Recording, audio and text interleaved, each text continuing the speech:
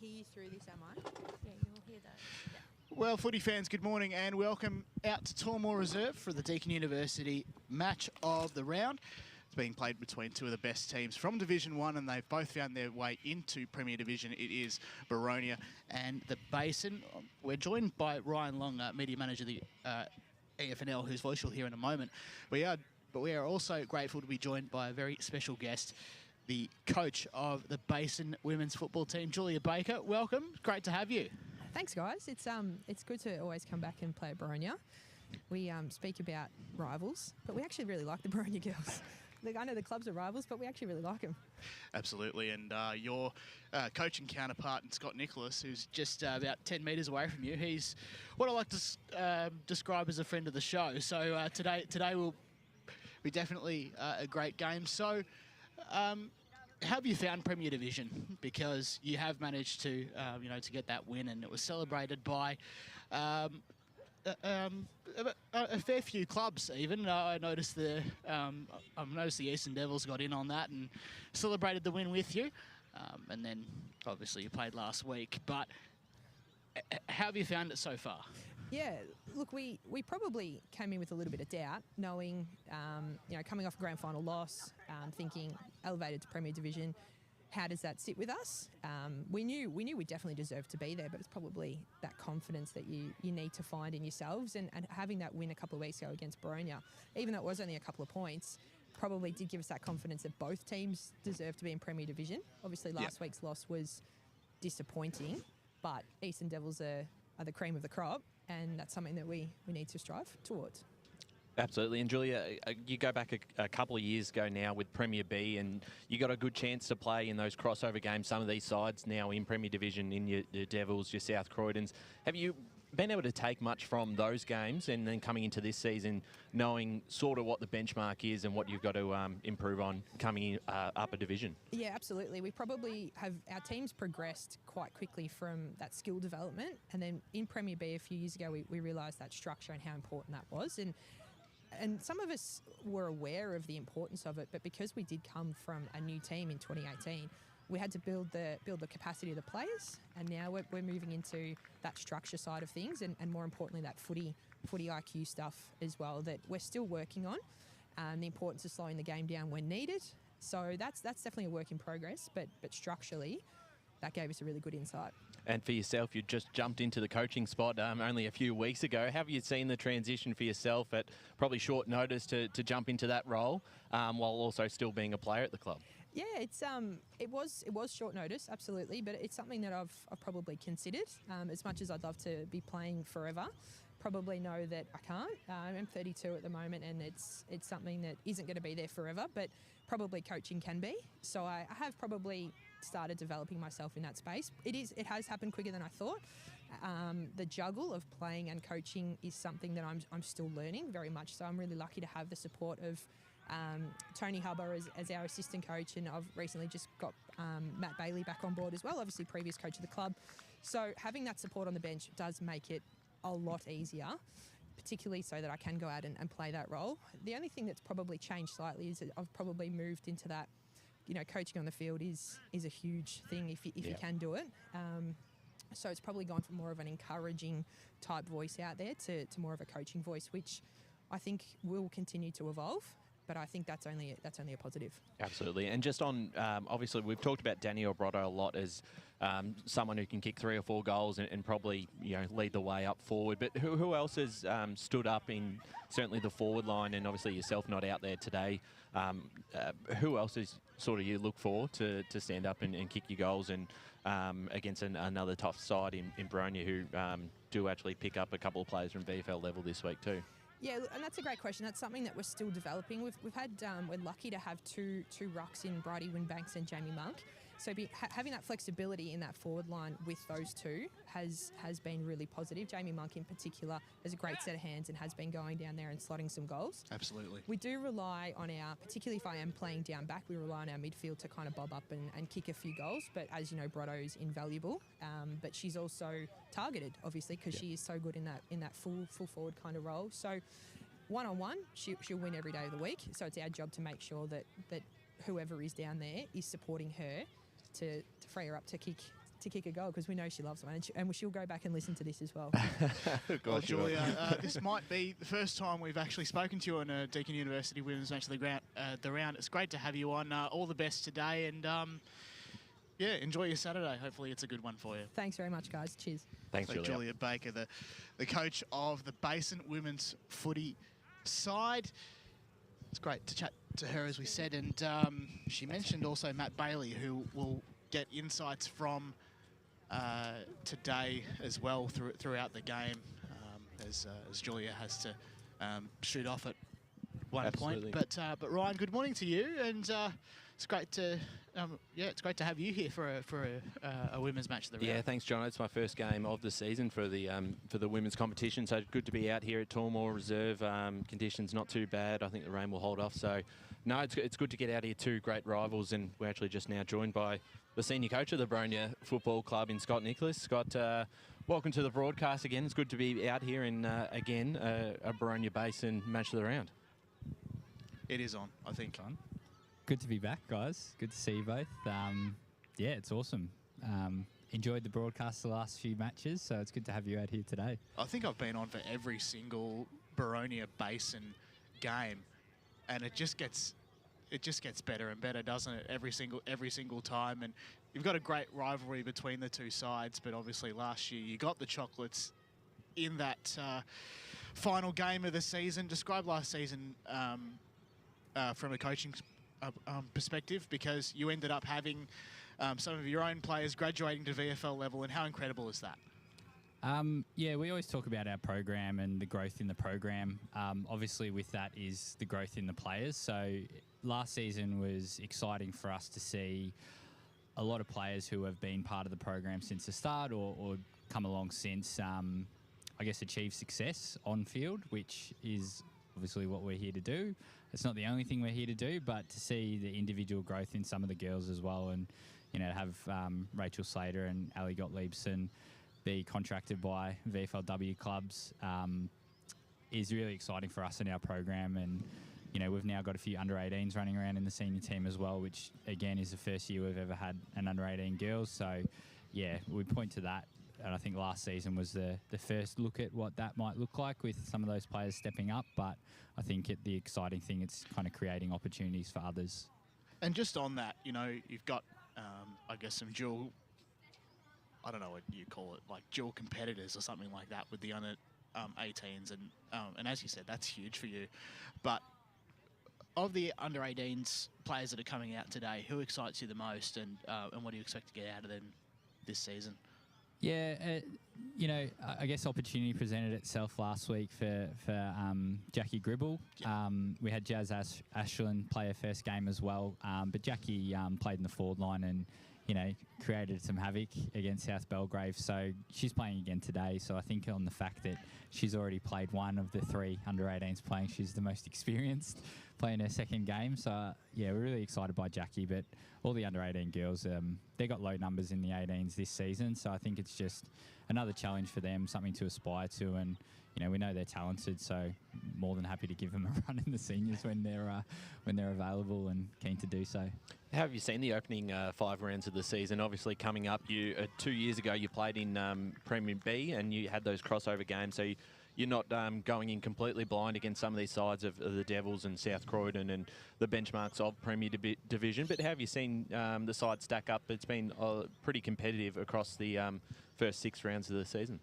Yeah, we've really loved it. I mean, we saw what it looked like in Prem B, but, that was from a structural change to the divisions. But I feel like, there's a sense amongst the group that we've earned the right to be here this time around, which Absolutely. I think for us, brings with it some different pressures and I think different opportunities as well. So we do have a very different looking team to what we finished the year with last year through different reasons. But yeah, I think the first 2 rounds against Vermont and the Basin were very even matches, and we then kind of played Mount Evelyn, Whitehorse, and South Belgrave.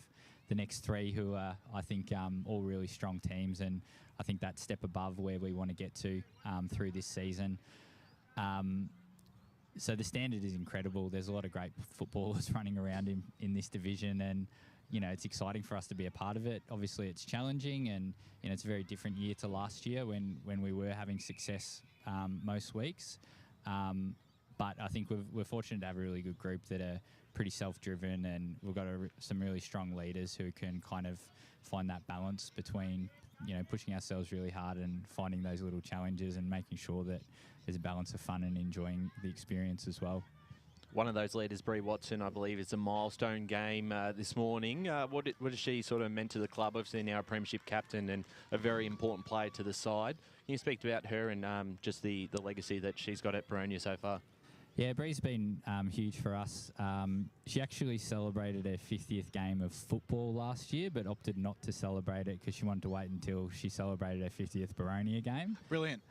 So I think that just kind of talks to, the culture that she's driven amongst the group, and we're trying to get Bree on the Julia Baker pathway of stepping into a coaching role in the future. So, Bree's got great leadership, but on field she's like having an extra coach out there. She helps set things up and make sure everything's where we need to be. And just on the reserve side as well, obviously they're playing the benchmark in Venturelli today, but having a look across the board in the first 5 rounds, their results have improved each year, and I know a couple of players, I think Paige Dean's backing up in both games, but that's got to be pleasing too to see, they've already got a win so far, been very competitive across the board, which has been an improvement year on, year out from a couple of years ago.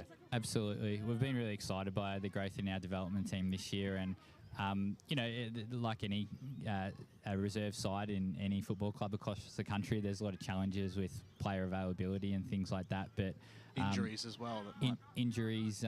But yeah, we've Candice and Jordan, our co-coaches, have done a phenomenal job of supporting the group. When it has been tough the last couple of years, and they've had some really competitive games this year, and I guess highlighting the growth in that team is Beck and Mel Carpenter, players who have played a lot of development football in the last couple of seasons. They've played a lot of senior footy this year. But, you mentioned Paige Dean. Dino is someone who's very young with a lot of talent, and, she has been playing some of the development games this year, and she thinks it helps her warm up and get going in the morning. But you can just see her confidence growing, and, it's great that there's so many clubs across the league with multiple teams now that it does create more development opportunities for players who, with clubs with only one team, probably just aren't getting an opportunity to play different roles and, have more responsibility and things like that. Absolutely. And just quickly, having a look at Ali Gottliebs and Rachel Slater back in the side this week. So for you guys, it's a good time for us to come down and watch those two run out, because from the games that we've seen, just their, incredible players for the side, and not just the side, but the competition overall. Yeah, you can probably see me smiling. It's exciting for us whenever we get them down to play, but obviously it is a double-edged sword because it means they're missing out at VFLW level, and both of them have had opportunity this year, and it's been amazing to see their growth. Our role is to support them become the best footballers they can, and they've both had huge development through Port Melbourne with Slater and Darebin with Ali. So when we do have them playing with us, the girls are really excited, and I know they're both really excited as well, because they don't want to lose that connection as much as it is with training times clashing and stuff like that. So yeah, it's good to have them out there, and maybe the match of the round had something to do with it. Indeed it is. Well, it is. Well, as we said, it's great to be here, and thanks for being such a great supporter of everything we do. Scott Nicholas, thanks so much for joining us, and all the best today, mate. Thanks, guys. Appreciate it. Scott Nicholas of Boronia there. He is a friend of the show, and he is just, as I said, just a great support for us here, and women's footy indeed, Ryan. 100%. You have a look, and over the last few years, what he's been able to achieve at the club, and he's a pretty humble guy, so he won't take much credit for it, but he's played a massive part in this women's program in developing to the way it is now, where you've got a side in Premier Division, you've got enough players at the club to make up 2 sides, which again, a few more clubs are starting to get on board North Ringwood this season, but you're still one of the 6 or 7 clubs that have the numbers at the program to be able to run 2 sides, and that shows anytime a club's got 2 sides running up, that shows that things are pretty good, and they're supporting the women's program as best they can. Absolutely, and Scott is just an incredible character in terms of all the stuff that he does for, I suppose, the Paralympic side of things, and you know the para sports, and it's just incredible all the work he does. And I was fortunate enough to meet him, I don't know, about 6 or 7 years ago, and that's how and then I guess the relationship got better and better from there, and it's been just great to call his team. But of course there are 2 teams out there, Boronia and the Basin. This is on the Deakin University match of the round. The final siren sounds in the reserves game. Boronia Gold 117 defeated by Ferntree Gully 11-13-79. I might need actually the binoculars to look at the scoreboard, because sometimes my vision might be a little bit off. No, you're right. So, You're spot on, mate. That's right, because I pulled out the binoculars. Anyway, it is a little bit overcast here, but like you said, hopefully the rain stays away. No, I think it will. And obviously today's game, as we said, we touched on Boronia just there, and we had Julia Baker on earlier, and they're looking like they're a little shorter on numbers this weekend. Baker not playing is a massive out. Yep. And they're just quite unlucky that this is the week that Boronia bring back both Rachel Slater and Ali Gottliebson, who I don't think either of them played last week. Maybe Slater potentially, but Slater I think it was. Yeah, they look at full strength except for the loss of Rachel Quirk. So they're going to be up against it. They played pretty well the last time they matched up against them out at Batterham Reserve. And I think the great thing about going to these games, as you said, it's a healthy rivalry, and they're always close. And we've seen both sides get on top of the other. And I always will go back to Danielle Brotto and the role that she's going to have to play today. She's going to have to kick 3 or 4 if they're to get the job done. And we were here, I think, in the corresponding game at Tormore Reserve last year when the 2 sides met. Yes. And it was a pretty low-scoring game from memory, and it was just the height that the Bears had that actually got on top. It was a really hard-fought game to... It was one of the best games of last season. Yes, indeed. Kate, usually we introduce you before you... Sorry. Before you jump in, good morning to you. Good morning, as well. gentlemen. Thanks for joining us on the boundary. We got you to do a ground report a couple of weeks ago, so I mean you don't need to get down on hands and knees and stick a key in the turf, whatever. But how do you reckon the ground is going to play today? It's firm, but a bit damp. Hopefully this fog lifts, and weather report is for sunny, mostly sunny, so no rain. Ryan? You threw me off guard. I had my headset on. I was just making sure the audio was coming through because my headset wasn't hearing Jono. But absolutely, Kate, it's fantastic to have you down on ground level. 2 great sides, and we've seen them now, I think, for 4 times in the last 2 years, and every time it's been a good contest, and they've both gone both ways. We've seen both sides get on top of the other, and it'll be interesting to see how this one plays out.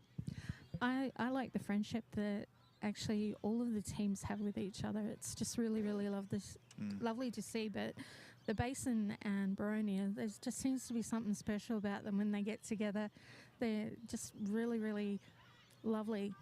And I know that Danielle Brotto, either she is or she was a Boronia netballer as well. She is a Boronia netballer still. She is still in the netball team, and obviously she did play for, I think it was Rowville in that premiership. So there is a lot of premiership experience from both teams, and a lot of senior experience to draw on, which is fantastic for both sides today, Ryan. Yeah, 100%. And they've come up a division. We remember, obviously, we've talked about it already, that 2 years ago in those crossover games, the margins on when they played your top sides in Premier compared to now when they're playing in them. Obviously, last week was pretty harsh for the Bears against the Devils, but other than that, they've been a lot more competitive against those sides. So you can see their gap closing.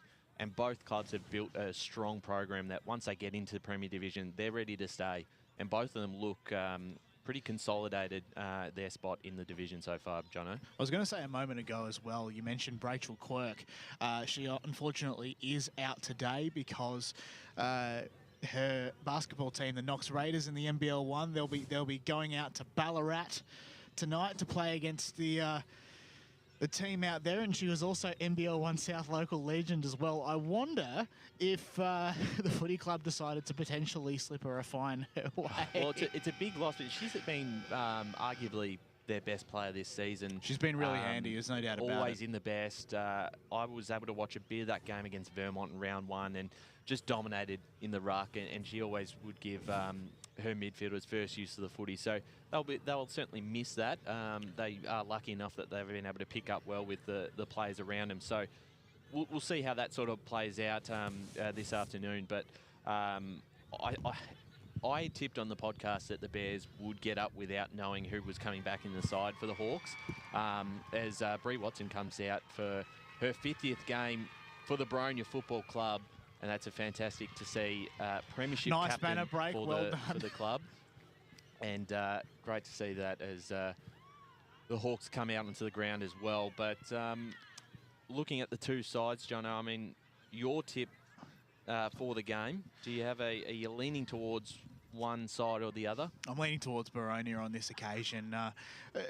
Again, a game like this, the result really comes towards the very end, and the result was somewhat known. But I think Boronia might have this done by about the premiership quarter. I just think, you know, the numbers for the Basin are definitely a factor, and it's great that they do have Steph Gottliebsen for the Basin in the seniors this week. She was initially listed to play reserves, and they just need that extra rotation. Yeah, sure. they certainly do, because I think Boronia's got their full side in with a bench as well. So that's always more, good. Exactly. Yes, yeah, that's always good to see for their sake. If they can stick with them, they've got to hit the scoreboard pretty early. We saw how dangerous Brotto was the last time these two sides met. As Julia said, they'll probably try and isolate her as best they can, but they do need some more contributors down there. Jamie Monk's had a fantastic start to the season as well for the Bears. She'll be quite important today. And then you've got a fair few players from that grand final side that have continued to improve. Caitlin Grimmett's one of those names. Brooke Priest. We'll certainly see how they match up. This will be probably their biggest test coming up against a Boronia side, that full strength minus Quirk.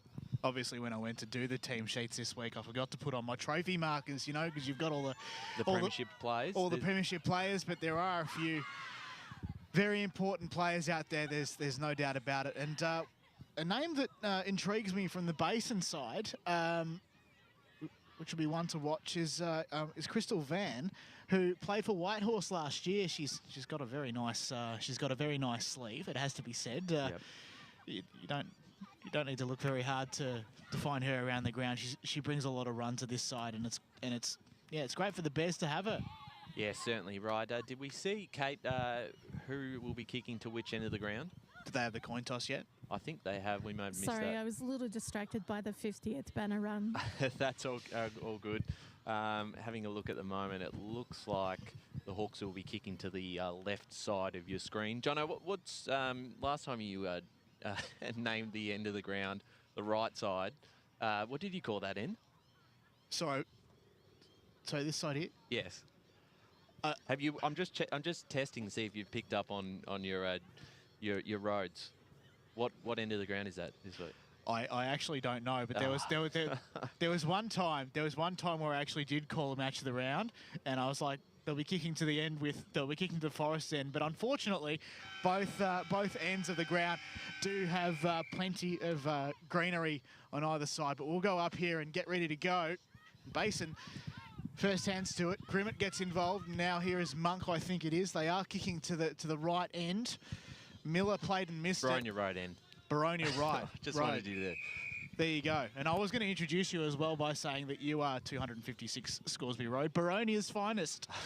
To note my brackets, but we've got another pull up here again, and things are looking very excited early. So Monk in the ruck there, taps it down to Grimmett, did well. Now it's coming back towards the Boronia end, but only just. Great pick up there from, I think it might have been Step Gottliebsen, but it's going to find touch. And Boronia will bring it in through Joan Decker. We'll get a ball up ball here. Up. Oh, And was it? Okay. Basin's end of the ground at the moment. Tapped down by Monk. McDowell. And she's well tackled there. And we'll get another ball up. Just a minute into this game. Match of the round. Thanks for joining us, Deakin University. Tap down here by the Hawks. Salanti at ground level. No one's able to get a clear possession, and we'll do it all again with another ball up. Fourth time we've seen the two sides meet for a match of the round in the last couple of years. They've played off in 3 finals, including 1 grand final in the last few seasons. There's a holding the ball call here. We'll go in favour of the Hawks, who have their chance to go forward, looking for Godleapson. Got Priest to beat here. Priest has done quite well. Slater picks up here for the Hawks. She's caught, and we'll get another ball up. Tackled by Godleapson on Grimmett. Just a couple of minutes into this first term. So both sides just need to make their use of space and try to break out the back. The Basin might do that through Priest, but she can't pick it up, so it was in the hands of Burkett. Heads in the Dean direction. Picking up the ball now is Carpenter, but she had to leave it behind. Gibson got involved there. Now they head towards, rather they're still in the centre of the ground, and a free kick has been paid to Boronia.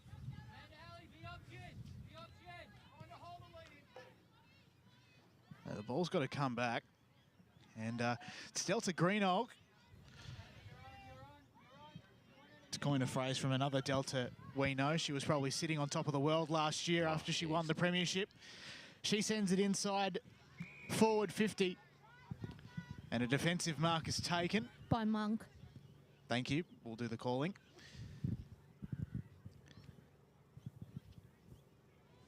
Here's Greenalge again. There was Collins.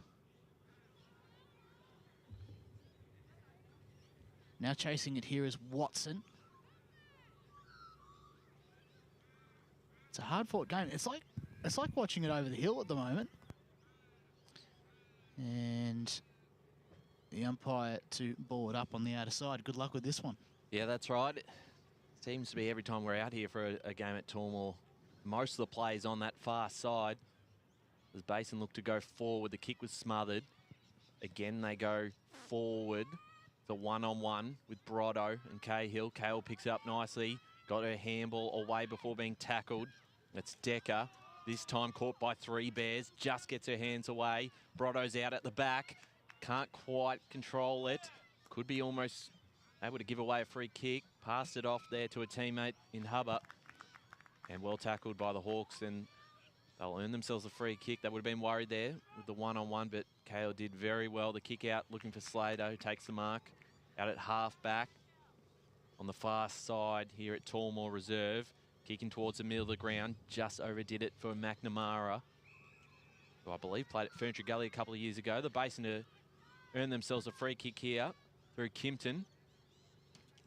So Kimpton for the Bears to send them forward again. We've got no score so far in the first 5 minutes of this first term of the match of the round. And a intercept mark here for the Hawks through Poe, whose first game here in the senior side, coming up from the under-18s.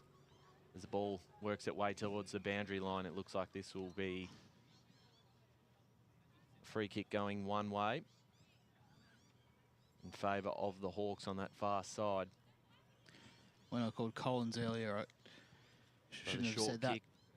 I'm sorry. Looking for Decker. She takes the mark and goes towards the middle of the ground through the hands of Monk for the Bears. Picked up by Godleapson.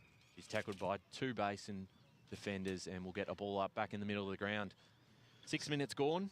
No score for either side just yet. So umpire Maddie Wright gets things restarted here in the centre of the ground. Greenalge is at the fall of it.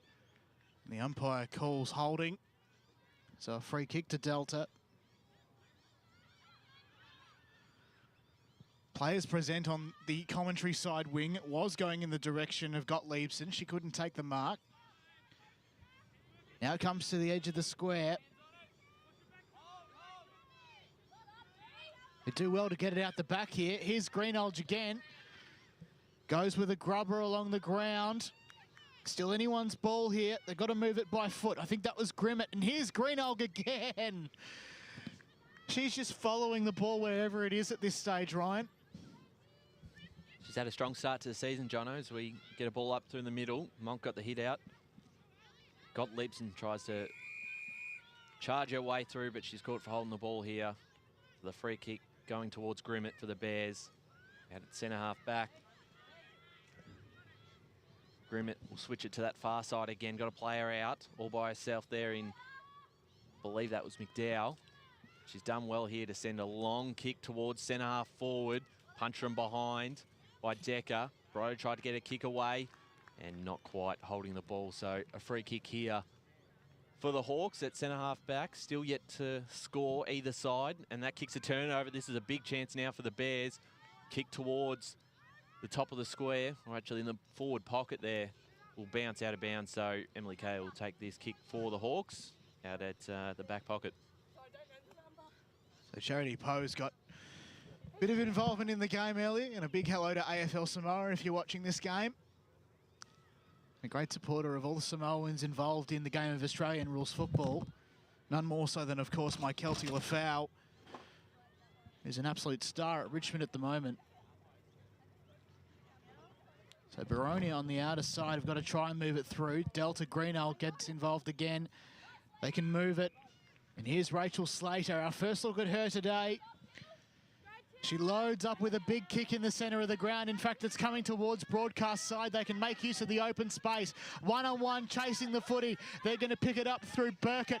Burkett had it and then lost it. Got it off to a teammate who was immediately wrapped up.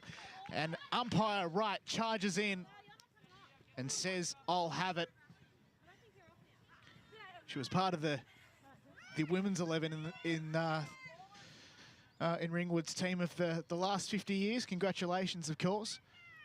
It's probably the first time we've mentioned that. I've been wanting to mention that all year, Ryan. Have you? Yes, indeed. Okay. If I was on Female Footy Focus, I would have certainly mentioned it. But we'll go up in there. I guess she's probably also a friend of the show as well. Even though she probably hasn't been on, but probably should. So there's the invitation. Look at this. We're always well looked after here. We are indeed. Free burgers. So it goes inside 50 for Boronia, but only temporarily. The Bears can move it back out. It does go to open space. And now here's the best chance. Oh, no. It turns into a one-on-one contest. Armstrong getting involved there. Still on the ground. Chance for Armstrong again. Kimpton got the ball, got immediately tackled. No one to help her in this case. We'll go for a ball up on True Centre Wing broadcast side. Yes, no score yet. Greenhelg, the clearance, got a bit of space and finds a Crystal Van's into the game. Here we go. Kufel now. Look at the speed that she's got. She'll send this inside 50. She's run too far. Just went a few steps too many, and it'll come back here. And the Bears will take this, and I think Dalton will take the kick. Actually, instead, it'll go to Swan. Nicole Swan in the middle of the ground. Has got a player running past. Couldn't quite nail the handball, and it's a turnover through the hands of Kufel, who's wrapped up and will get a ball up in the middle of the ground again. Still no score. 10.5 minutes to go in this first term for the match of the round. Thanks for joining us, Facebook and YouTube. Let us know where you're watching from. There's a kick out here as a turnover falls into the hands of the Basin, who through Priest will go towards the broadcast wing. Bouncing over the top of a teammate there in Kimpton. Out the back, Boronia get a kick forward off the ground. This one just running out of bounds, but nothing was called at first. We'll get a ball up right in front of us here, centre wing. Thanks for joining us for the match of the round. As we said, the fourth time these two sides have met in a match of the round in the last couple of seasons. A great rivalry between the two clubs. Priest gets her kick away, bouncing towards the boundary line again. If they can be kept in here almost by Van, but couldn't quite. And this will be a ball up. As I said earlier, she does bring a lot of run into the side, Crystal Van, which is just fantastic for them. Rocks tapped it in the direction of Kimpton, but the Basin have got to work hard here.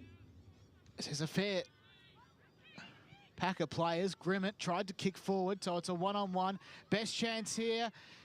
The kick goes forward for Hubba, and she's just missed to the right. So the first score of the day. 9 minutes to go here in the first term. Basin one behind.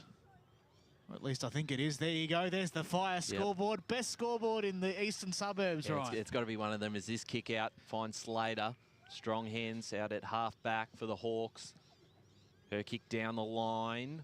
Kufel at the back might be able to run onto this. Boundary line will beat her, so we'll get a ball up on that far side. But I think the last time we were here was very low scoring as well. It's always a tight contest. I'm sure the game will open up at some stage, but it's going to take a lot to break away from either side. A lot of pressure from both teams. They did score quite heavily the last time these two sides met in a close game again earlier this season. Here's Gottliebsen, bumped off the ball. We get another stoppage on that far side with 8 minutes to play in this first term out at Tormore Reserve. Ball up, one the tap out here the Bears did. Kimpton picks it up and she's tackled. Cut off here by the Hawks now. Again, Slater running through there, trying to take control of the game. Dalton gets her kick away. Bouncing footy, looking here for Van. Picked it up and was caught straight away. Just got her kick. Here's Priest. The handball out to Van as their kick was smothered. And this ball still not going anywhere. Just got it out before the umpire blew his whistle. And now he has, so we'll get a ball up, centre forward here for the Bears. They lead by a point, the only score of the game so far. With Van's 7.5 looking minutes to play. dangerous. She'll might have the chance to rove this. And sorry for cutting you short there, Ryan. As Boronia come to centre wing. In fact, they're still pretty much in the centre of the ground, just on the edge of the square, picking up the ball really well. There was McDowell, tried to send it inside. It was a short kick, landed in the hands of Grimmett. Sorry, it wasn't, it was Swan. Swan goes with a wobbler inside. Kufel gained possession and then was tackled, and then there was Slater, who was also tackled. And the umpire to call for it. We'll have a ball up inside the Basin 50. Slater tried to break free, off hands. Lots of players on hands and knees at the moment. Lucy Kimpton trying to get involved as well as Lambro. Go up again. Here's a chance for the Basin. Off hands again. Watson getting involved. And there's a whistle for the umpire to bring it back. We'll go at it again. Best chance here for the Basin, Ryan. Yeah, certainly right. With 6 minutes to play in this first quarter, they've been able to lock this inside forward 50 for the last minute. Valenti gets a kick towards the boundary line, bouncing footy. Might just fall into the hands there of Lambro, but the umpire will call this for a ball up. On that far side of the ground. The tap down by the Bears. That kick towards goal, bouncing. It's not going to quite make it. Kept in here by Cahill. Tapped it forward to a teammate there in Burkett. She's got a bit of space and time here. The kick is a bouncing footy that's cut off by Priest. He's been pretty solid in this first term. And in comes Van to help her out, and we'll get another ball up. And now it's time to go to our YouTube live chat and make a special shout out to Mark Sherry, a former Blackburn and Bayswater player. It was 1978 to 87 who's watching our broadcast today. Fantastic. So thanks for joining us. Mark, Great appreciate your company. There's this kick here. Is cut off by Greenhalgh, who's also been pretty dominant in this first term. She's had a great start to the season as well, coming to the Hawks last year. This kick now, it's cut off by the Bears, who their pressure has been fantastic. Pressure's been good from both sides. It's been part of the reason why it has been a low-scoring first quarter. Just the one behind to the Basin. Boronia yet to score. 4.5 minutes to play, Jono, in this first term for the Deakin University match of the round. On the opposite junction, umpire throws it up. And here's the forward kick for the Basin. A one-on-one contest will beat both of them and go through for a minor score. So it's Basin, 2 behinds.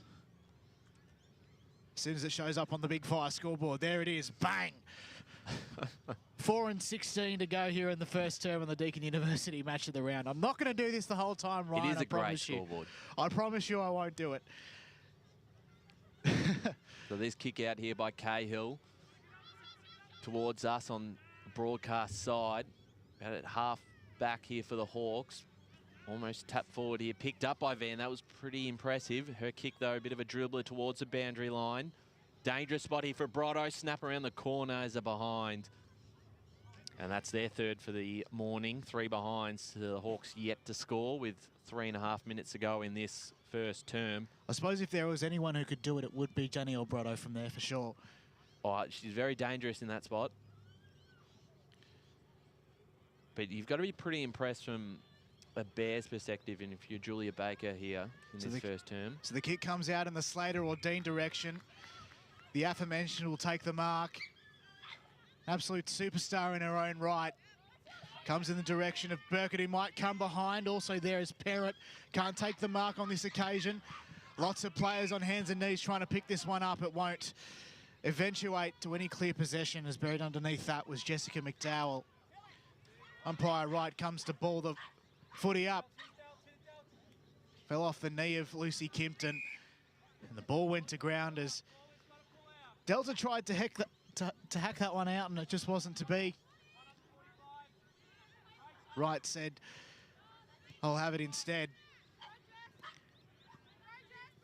The kick goes forward for Boronia in the Slater direction, but instead it was Jessica McDowell to pick the ball up and send it forward. And then, of course, it was a chance for Ebony Miller to get the footy, but she sent it into touch, so a ball up in shoes. Second season at Boronia for Miller, of course. Ball sits perfectly for Greenhalgh, but she's knocked off it. Very clever work there from Dalton. She's one to watch. We've got another ball up as Parrott will sit on this one. And the umpire to do the honours here. Yes, less than 2 minutes, as you just said, as Greenhalgh almost caught high by Kimpton, but the umpire says, give it to me, and we'll ball it up all again. Plenty of stoppages in this first term. The hit down got it to Burkett. The handball back to Miller. She'll look for Slater. It's a one-on-one. She keeps it in front of her. Is able to pick it up nicely and gets past her opponent. And the kick's almost perfect. Just fell through the hands of Salanti. He's got 2 Bears to beat here. Right in front of us as Priest is the first to get the ball, but she's wrapped up, and we'll get another ball up. 1:15 left. Is there time for a goal for either side? Monk's tap down to Kimpton. I believe that's Hub, actually. Got a handball off to Priest. Small kick forward. Now to gain some territory here. It's cut off by Miller. Tapped it in front of her. Kufel's there for the Hawks. Grimmett, the handball for the Bears. Tapped it forward through Van, who's had a strong start to this game. It's a dangerous spot here. Picked up there by Poe. It's a free kick here towards the Bears. Brotto. She'll move it quickly, but it looks like there's a 25-metre penalty. It's either that, it's probably a downfield, actually. Yeah, downfield penalty. So Brotto will take the kick, and she's rushing to do it. She'll play on straight away, and it's going to come back. She's well and truly in range. There's 27 seconds left on the clock. She puts it towards the top of the goal square. Is there Mark out the back? Kimpton, first goal of the game, bouncing through for a behind. And that is their 4th of the morning. 4 behinds to the Hawks yet to score with 10 seconds left in this first quarter. So unless there's a turnover here from Cahill, that will be it for the first term. So the siren will sound. That'll do us for the first term here. The Basin Red 4 behinds. Boronia yet to score. Coaches' messages still to come. We will have a chat with both coaches, I think, but we'll be back with the second term right after this.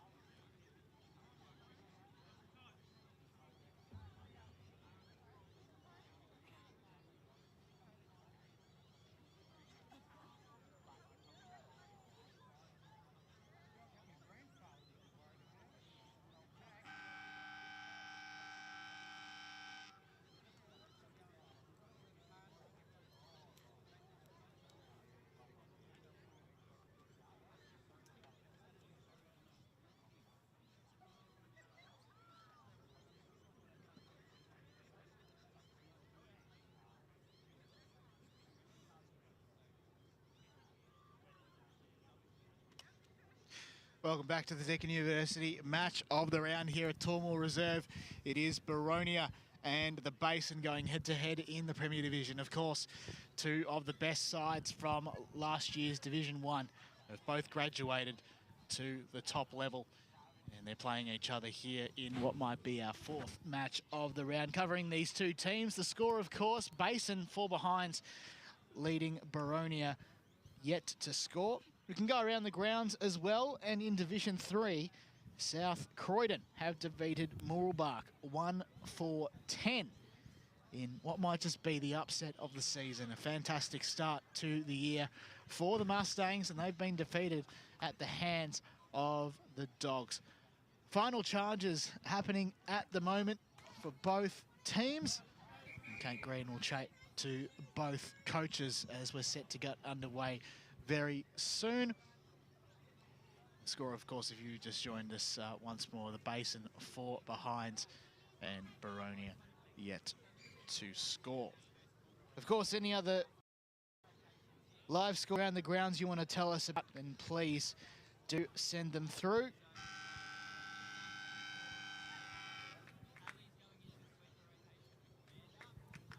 Try and get a score out in the Eastern Devils game, I think, but some games to watch, of course, in Premier Division. Mount Evelyn do play Vermont out at Mount Evelyn Recreation Reserve. Of course, there is this game, and South Croydon take on Whitehorse as well. And a score from that one we might have indeed.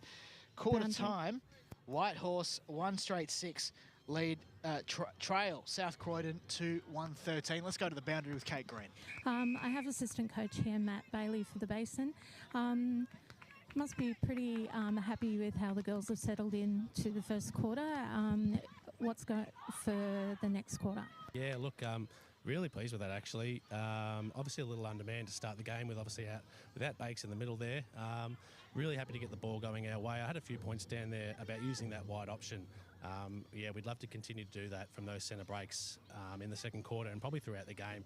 We feel like we've always utilised the space on these wings to our advantage and use them really well. So if we can continue to do that, get the ball in the hands of, Chook and Holly out on those wings, yeah, we'd be really stoked to be able to keep doing that. Created a lot of opportunities up there forward as well.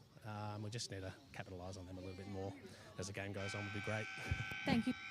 So special thanks to Matt Bailey there. We might hear from Scott Nicholas in a second. We'll go up in the second term. Ryan Long, why don't you kick us all up? Thanks, Jono. As we're back in the middle again, Hawks looking to get the first clearance. It's here, come out through Monk actually for the Bears. High kick up and unders, marked here by Rachel Slater in the middle of the ground.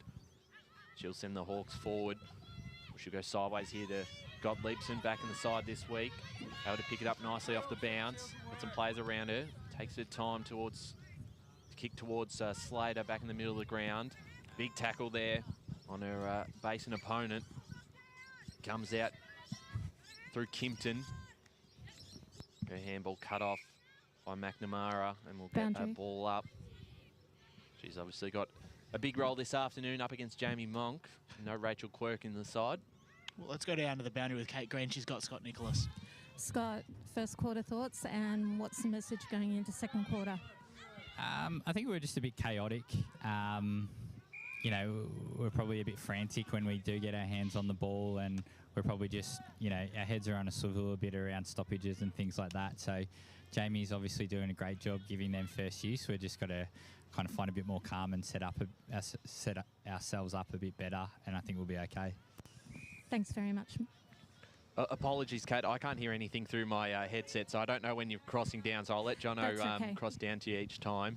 I can't hear that for some reason, but that's okay. Back in play here for the Bears. They're in their forward half, which they've probably spent majority of the game up forward in the opening quarter and a bit. The ball up here, quick clearance forward, and that ball almost kept in by Brotto. We'll get a ball up here. Dangerous spot for the Bears. It is indeed. Umpire Wright calls for the rucks. Dalton slapped it down. Chance for Grimmett, I think it is. She's wrapped up by Slater. Got to give it back. We'll do it again. Getting the tap down this time is Barban or Lambrou.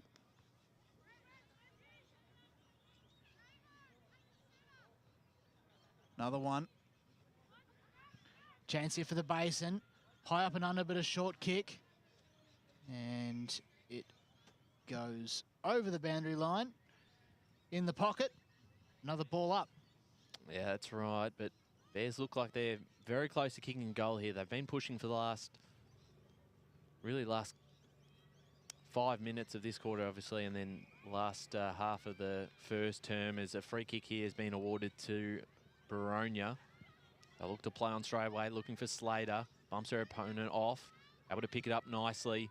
Clearance out of their back half. It's punch from behind there from the Bears, who will look to just lock this in their forward half. They've been the better side, I would say, in the first 25 minutes of this game. I can hear a lot of barking around the place, Ryan, but it's good to see that your dog is rather obedient. The Yes, my dog's here today. Off. Just having a nap as Kimpton gets her It's kick forward adorable. inside 50. Got Leapson. We'll get a ball up. There's my Labrador here.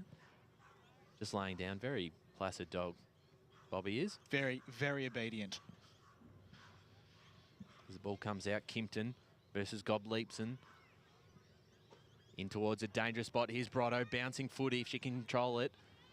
Did work out okay because got it to a teammate with the soccer forward. They link up into a bit of space here. The Hawks have just done well defensively. That kick might come back because Brooke Priest has got some time to run onto this one. Went without it. Page then comes in here for the Hawks. It's cut off by Dalton.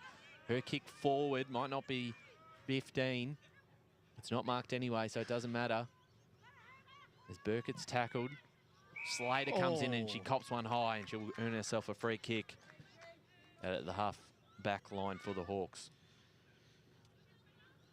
So Rachel Slater started a career all the way in the, I like to call it the prestigious 9As, but in junior terms, it's not exactly. She did play under 9s footy for St. Simon's all those years ago.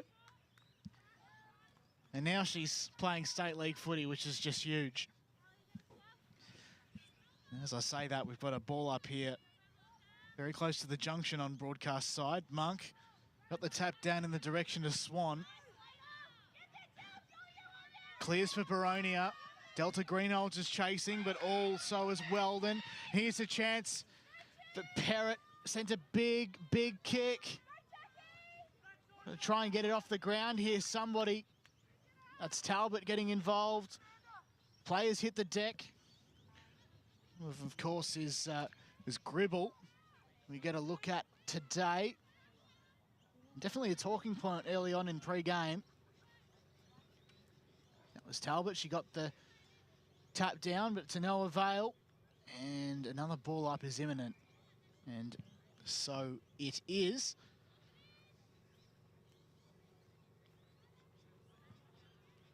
Monk, oh no, sorry, that was Swan, almost snatched it out of the ruck. There is a free kick though. To Rachel Slater. Not sure what it was for. The umpire just blew his whistle and pointed. So Slater can snatch the lead back for the home side.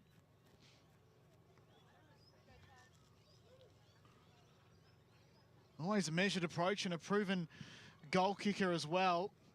157 goals to her name, and that's goal 158.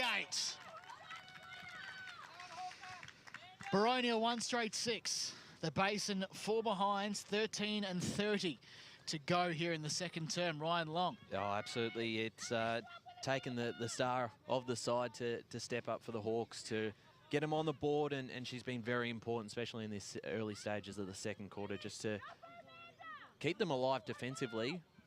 Won herself a very important free kick at the half-back line and then slots the set shot goal. So back in control, the Hawks. But other than that, it's probably one against the flow of momentum with the Bears probably controlling most of it. Again, here's Dalton for the clearance for the Bears. in the direction of Brotto. Not Brotto, actually. And that's, I believe, Gottliebsen, who's able to take the mark. And she plays on straight away. Trying to get it off to Lambro. Coming out here, Semagus will get a ball up inside 50 for the Bears. So in terms of territory, they've probably owned most of the game so far, but just haven't been able to capitalise in front of goal. So very important couple of minutes here if they can get one back. And both teams are actually quite good at moving the ball from end to end. They just need to use it when they get inside 50 and convert. But correct. Obviously, both teams haven't quite been able to do that so far. Tough ground to score on as well out here, Tormore Reserve. Very big ground as this one comes out through Collins. I believe that might be a free kick here coming towards the Basin. It is, so a handy one. Charity as the Poe, Hawks look to actually. be out. Not Collins, Charity Poe. Poe, apologies, as that kick finds a target there in Weldon, right in front of us. Centre wing. Waits for an opportunity to present itself. Kick towards a big pack of players, and in the front and centre is Ali Gottliebsen, who picks up nicely, looking for Slater. Brilliant. Strong hands. Hasn't she been good this quarter? Rachel Slater now. But the two superstars from the VFL combining. Absolutely. She goes inside 50, a great kick. It's cut off here by the Bears. Important defending for them. Slater might still end up with it if she can get there, but she had Swan and a boundary line to beat, so boundary line beats all, and we'll get a boundary throw-in, or a ball up here, right in front of the Bears box. Umpire lobs it forward. It wasn't necessarily a ball up. And we'll go at it again. Let's go at it. Monk, get the tap down. It's a good one in the direction of Hubba. Van might get involved here. No, instead it's Charity Poe. Sees it over the line. Another ball up in shoes right in front of the interchange gates here. Or at least the interchange gates that are marked. Right here at Tormore Reserve. The sun's peeked out, which is great to see. So sunshine greets the eastern suburbs for the remainder of the day, which is just fantastic. Getting the kick forward in Boronia's direction was Miller, but the Hawks, they've got a bit of work to do here. Greenhalgh bursts out of the pack, bouncing footy.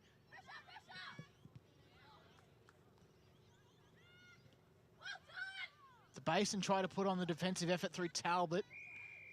Ball hits the deck. And we'll go for another ball up. So it's down Boronia's end. Greenhalgh just lurking. Gottliebsen takes it herself. Can't get the kick away. Off hands. Dean. In the hands of the Basin, though. And Grimmett was wrapped up at the end of it. Ball up inside 50 here for the Hawks.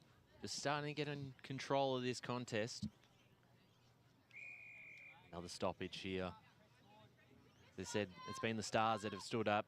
So the way they Slater, entered inside 50 for Boronia was fantastic, and well, it looks like they're going out again. Well, they're going to clear it out, but it might come back. The kick should be cut off. It actually falls out the back. Van slipped over, did enough to be able to pick it up.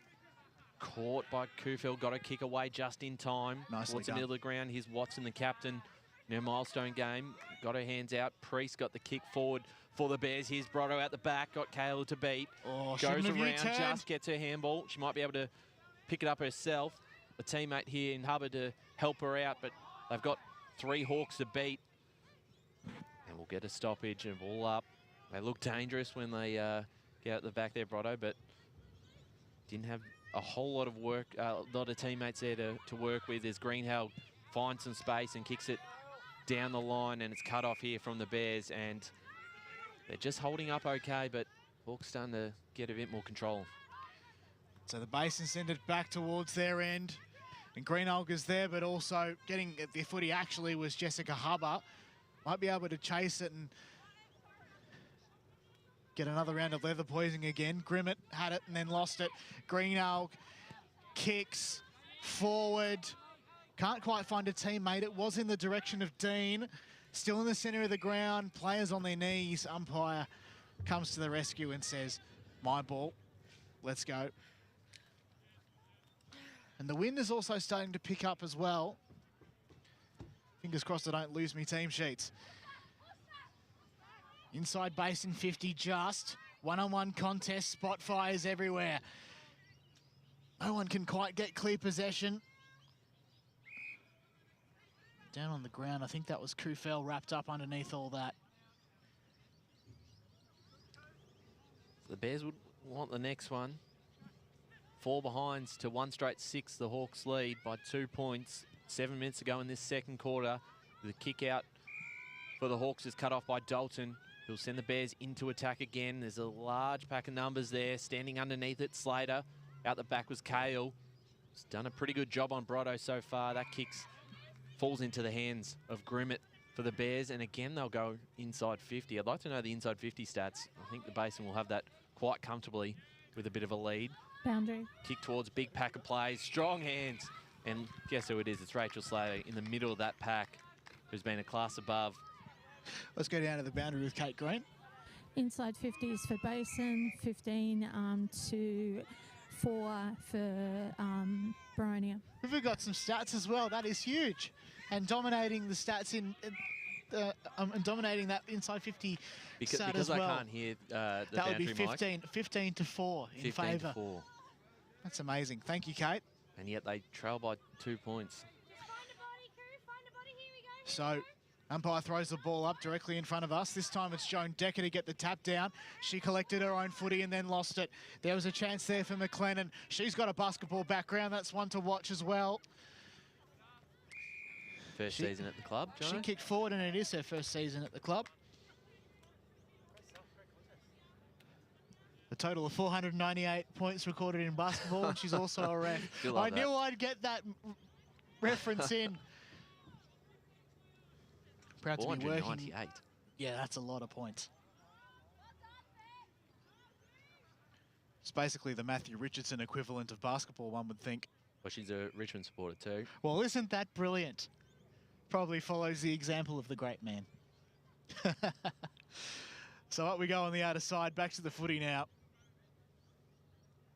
Decker tries to get involved, and well, she has to leave it behind as there's many players in and around it, like Swan, who's been fantastic around the ground so far.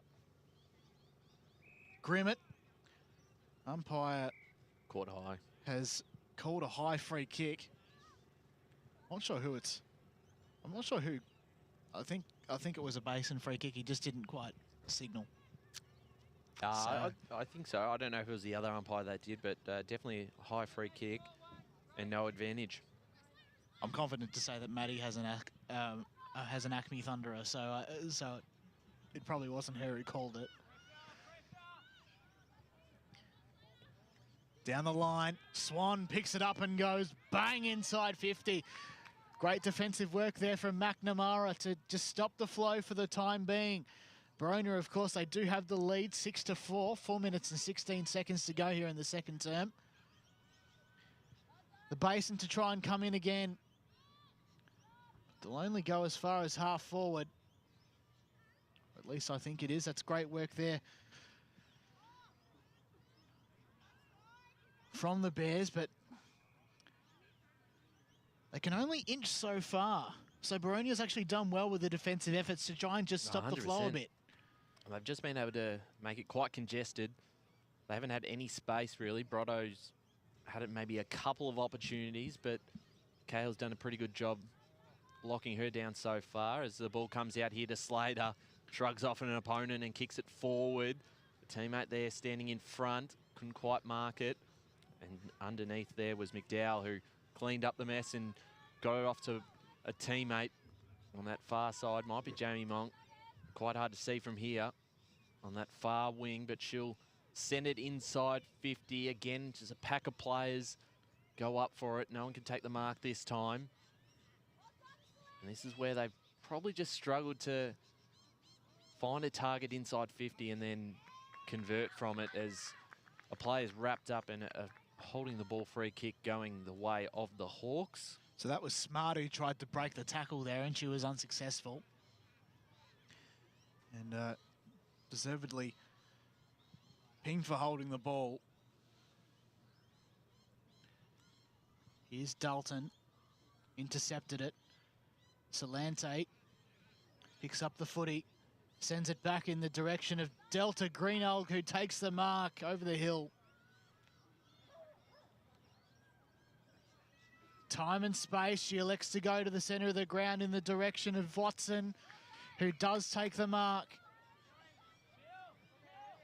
Got a bit of help around the back, but she decides to do it all herself. Sends the kick across to Cahill. She doesn't take the mark, so she has to chase it. She's chased by Van, and look at that. She wins the gold medal. Van just couldn't quite catch her. Great tackle laid there by Hubber. As Boronia inch ever so closely to goal. But the Basin are well and truly red hot in the pressure. Slater weaves in and out and goes inside 50. A lot of great skill on show today. But the Basin will try and move it around, and they go to open space. It looks to find touch. Presume it will, but chasing it there is Carpenter, who doesn't see it over, and play continues. Impressive there from Cahill. And Slater as well up forward. Minute and a half left in this second term. 1 straight 6 the Hawks, 4 behind the Basin. Not much in it. There isn't never much in it when these two sides play as the Hawks go forward again. Well defended there by the Bears as this ball just able to keep inside the line. The turnover here, Salante on that far side. We'll see it go out and we'll get a ball up, I think, on that far wing. It looks like with 46 seconds to play in this second term, potentially a late chance at goal.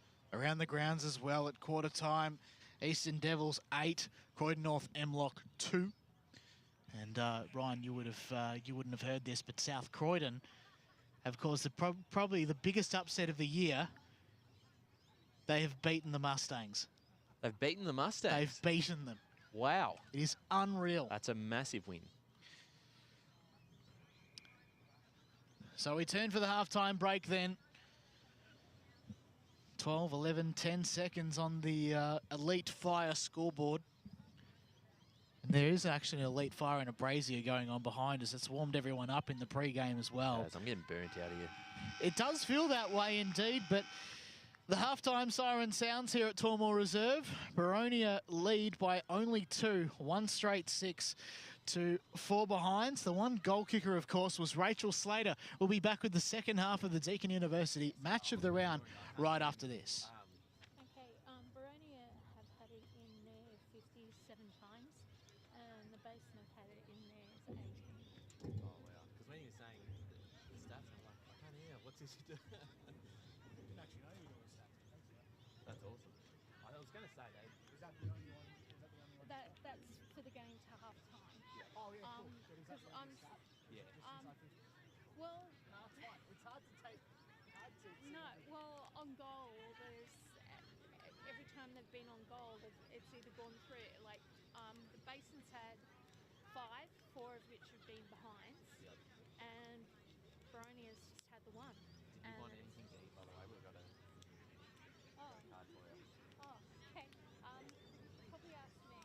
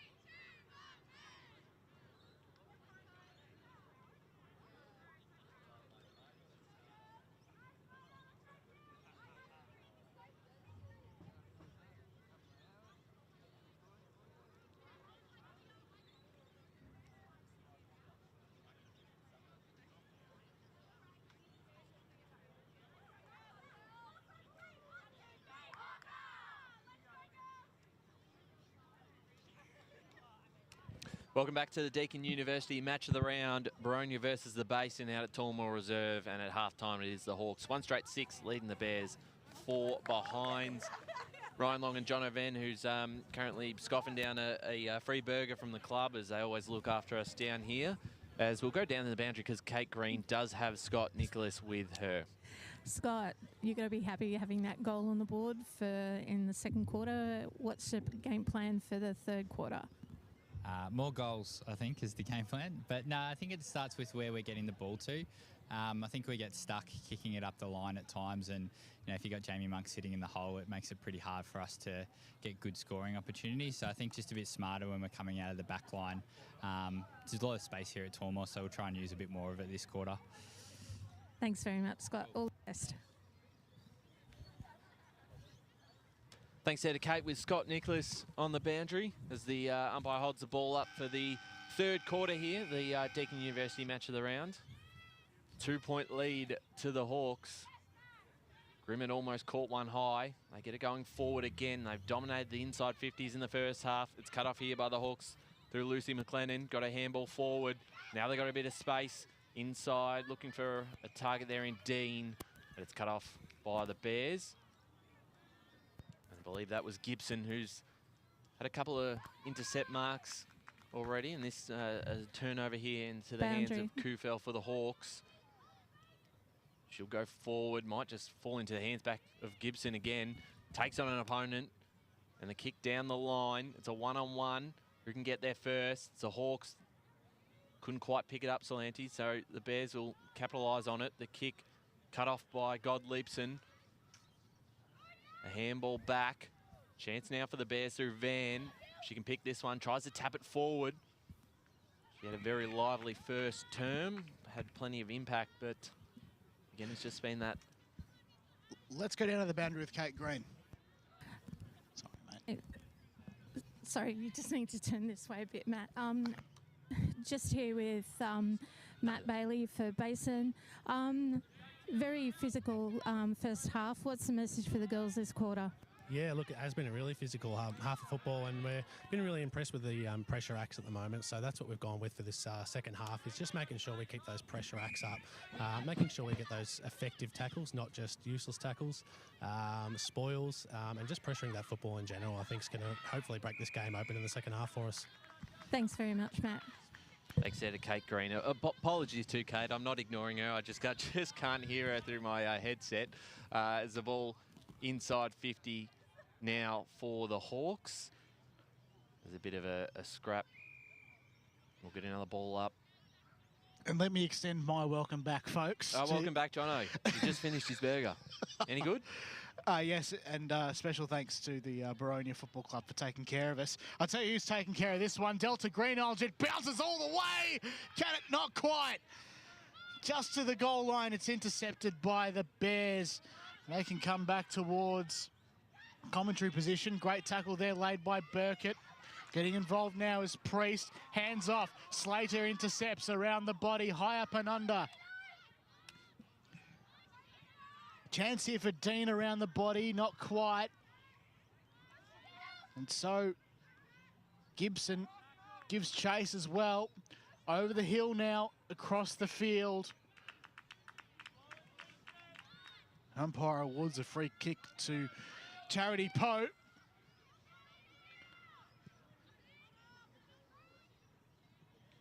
Who sent it inside 50, we believe.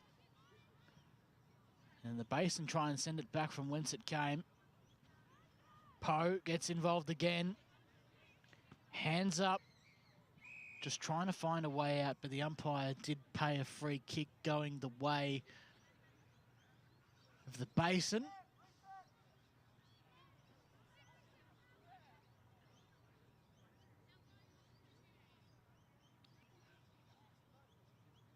So it's Lucy Kimpton to do the honours here from half back. Sent it down the line. He's falling at the ball everywhere. Kufel gets involved, but the Basin just claw their way forward, if not for a couple of Boronia defenders who are fantastic at cutting that off. And they're going to need to do that if they are to win this game. Paige Dean was infringed with a marking infringement to be exact, and she can go inside 50. There's a long way out. It's a good-looking kick towards a pack of players. Slater's in the middle of it. It's probably the person you want to target. But no mark this time, so inside 50 for the Hawks, their best chance of the quarter. They lead by 2 points. They only had the one scoring shot compared to the 4 of the Bears, but it was a perfect kick from Slater in that second term that got him in front. This one comes out. Bears got a lot of numbers around the contest. But we're going to get another stoppage here. Another ball up 5 minutes into this third term. Thanks for joining us, whether that's Facebook or YouTube. Let us know where you're tuning in from this morning. Big day out here at Tormore Reserve. Both clubs, the Boronia and the Basin, set to go head in the men's later this afternoon. Let's go around the grounds briefly. Whitehorse taking on South Croydon, and South Croydon lead by a point, 2-3-15 to Whitehorse, the home side, 2-2-14. Another close game out there, but we've got a chance here for the Hawks. There was a holding the ball tackle, and it's Rachel Slater who already is has well one. And truly in her range to kick this. And she just calmly walks back to line up for the Hawks' second. She's probably about 35, 40 metres out from home. She comes in, looking for the second. It's a good-looking kick. It's going to carry the distance, but it just misses. It hits the post. So the Hawks' second score of the game. They lead 1-1-7 to the Bears' 4 behinds, with 14 and a half minutes to go in this third term. But they're looking dangerous now. I think in Premier Division especially, this is a great opportunity for someone like Rachel Slater. Of course, we looked at the likes of Chloe Hunt from the Eastern Devils last season. She's absolutely killing it up forward at the Southern Saints. And opportunities like these to score goals and be that power forward that Boronia needs is just absolutely huge for her and her development. I'd expect big things to come from her in the next couple of years. Doesn't matter where she's playing in the VFLW. Heck, she could even join Ali Gottliebson at Darebin, perhaps. Back to this game, though, and Boronia just trying to claw their way back inside. Around the pack is McLennan. Tried to smother the kick that went high up and under from the Basin. They come to broadcast side. Runner's got to get out of the way. He does indeed. Gottliebson, Speaker the Devil, is wrapped up. And in fact, has been shoved in the back in the eyes of Maddie Wright.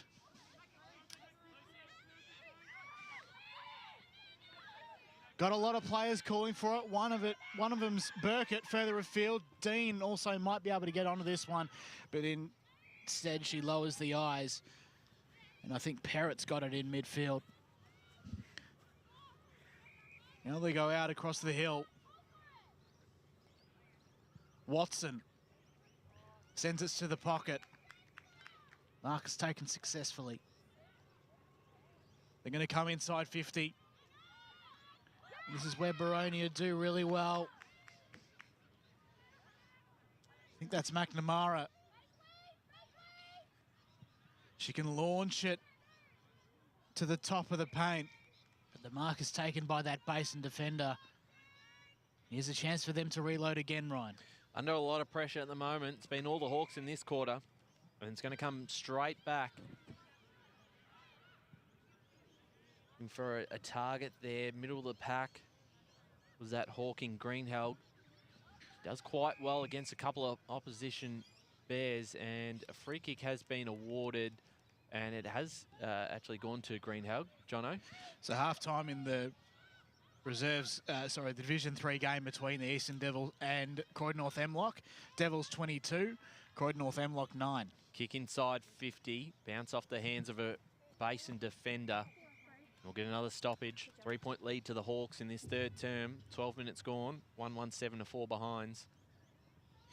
We've been talking a lot about who you might want to interview at Female Footy Focus, and I think perhaps the South Croydon Rezzies might be a chance for you guys to have a chat to, Ryan. I think that's a very impressive win. They've registered a massive result. And it'd be interesting to chat. Oh, gee, I think Molly O'Toole might be the best person to talk to here. What do you reckon? I'm not too sure. There's the ball on Stick to the elite social media. Yes, they do have great social media, Jono, but interesting enough here, Brotto's been moved behind the ball, having a little bit of an impact in this last couple of minutes.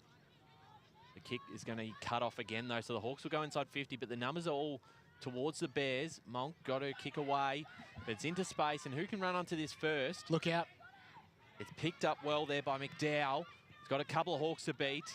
She clears it out, but it's going to be cut off, and the mark taken by Carpenter.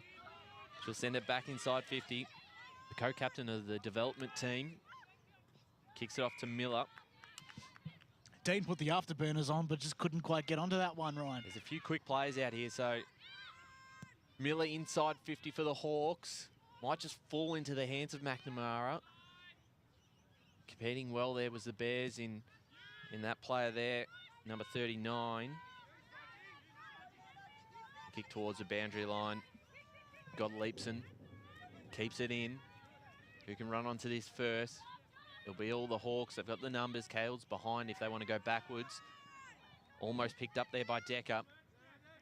Competed well here. Now finds a bit of space to get this ball going forward and falls into the hands, though, of Brooke Priest for the Bears, who I think has been pretty impressive across the morning. Her kick finds a target, and this might be their best chance of the quarter so far, Jono. Gottliebsen go forward, but it's cut off by the Hawks again, so they'll take possession at it half back. So Priest at the moment's in her 6th season at the Basin, which is just absolutely huge for that club especially. Great tackle there, made by that number 39. Off hands, speak of the devil again, there's Priest. Tried to send it forward, running onto it might have been Lambrou. And they can sort of kick it goalward. They won't get too far. Brotto in and around. Almost went through. Similar angle to how she attempted to get that one through before. And Kufel was on the last line of defence. So Boronia can go across. Down the hill, as it were.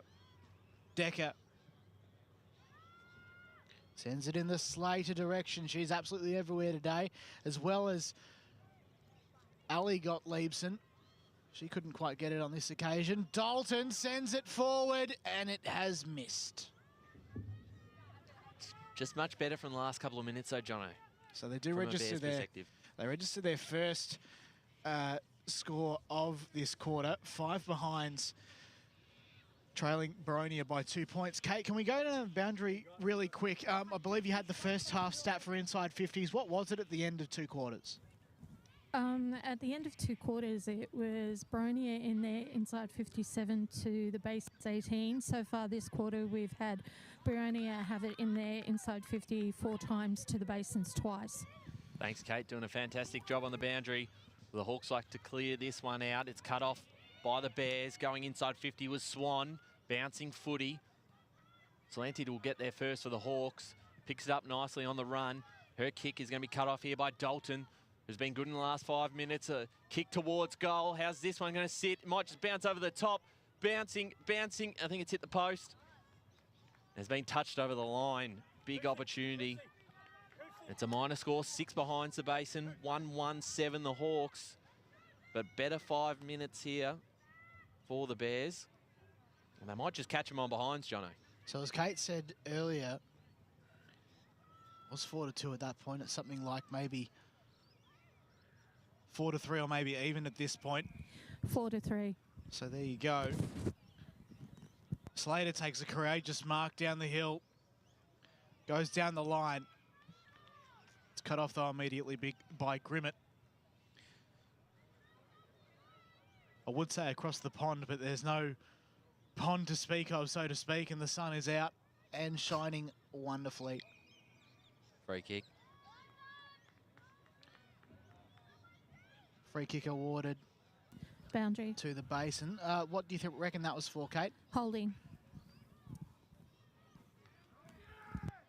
So here's probably the first set shot on goal for the Bears that they've managed to get all day, but it won't really turn into a set shot. Oh, gee, that was absolutely courageous by Slater in defence. She might be able to pick this ball up. No, had to leave it behind. Delta Greenhold getting involved in there as well. And right calls for it. We'll have a ball up deep inside 50.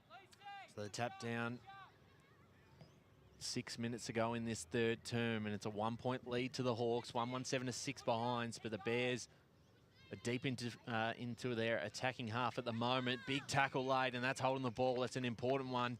It's Delta Greenhelg who is awarded with the free kick.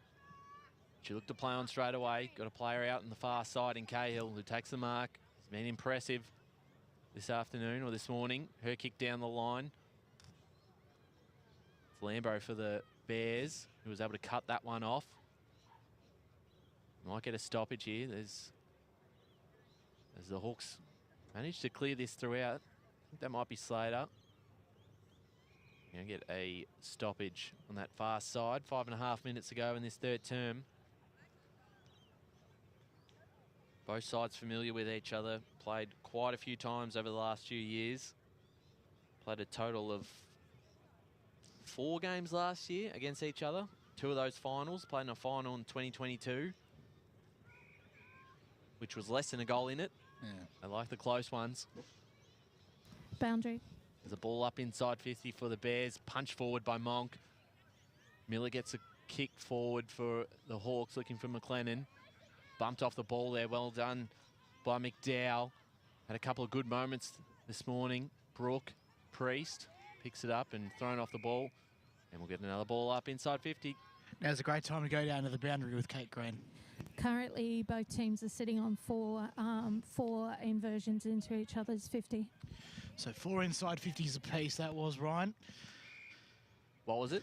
4 inside 50s apiece. Thank you. This I can't quarter. hear you either on my own mic. Okay, fair enough. Sorry, what was that? No. I'm just kidding. I'm just kidding. So, all comes to commentary wing. Dean tries and fails. And the umpire crosses himself and says he'll have it directly in front of us. And we've got a lot of blue sky around here. Wasn't quite expecting it, but this is now turned into perfect football conditions here at Tormore Reserve.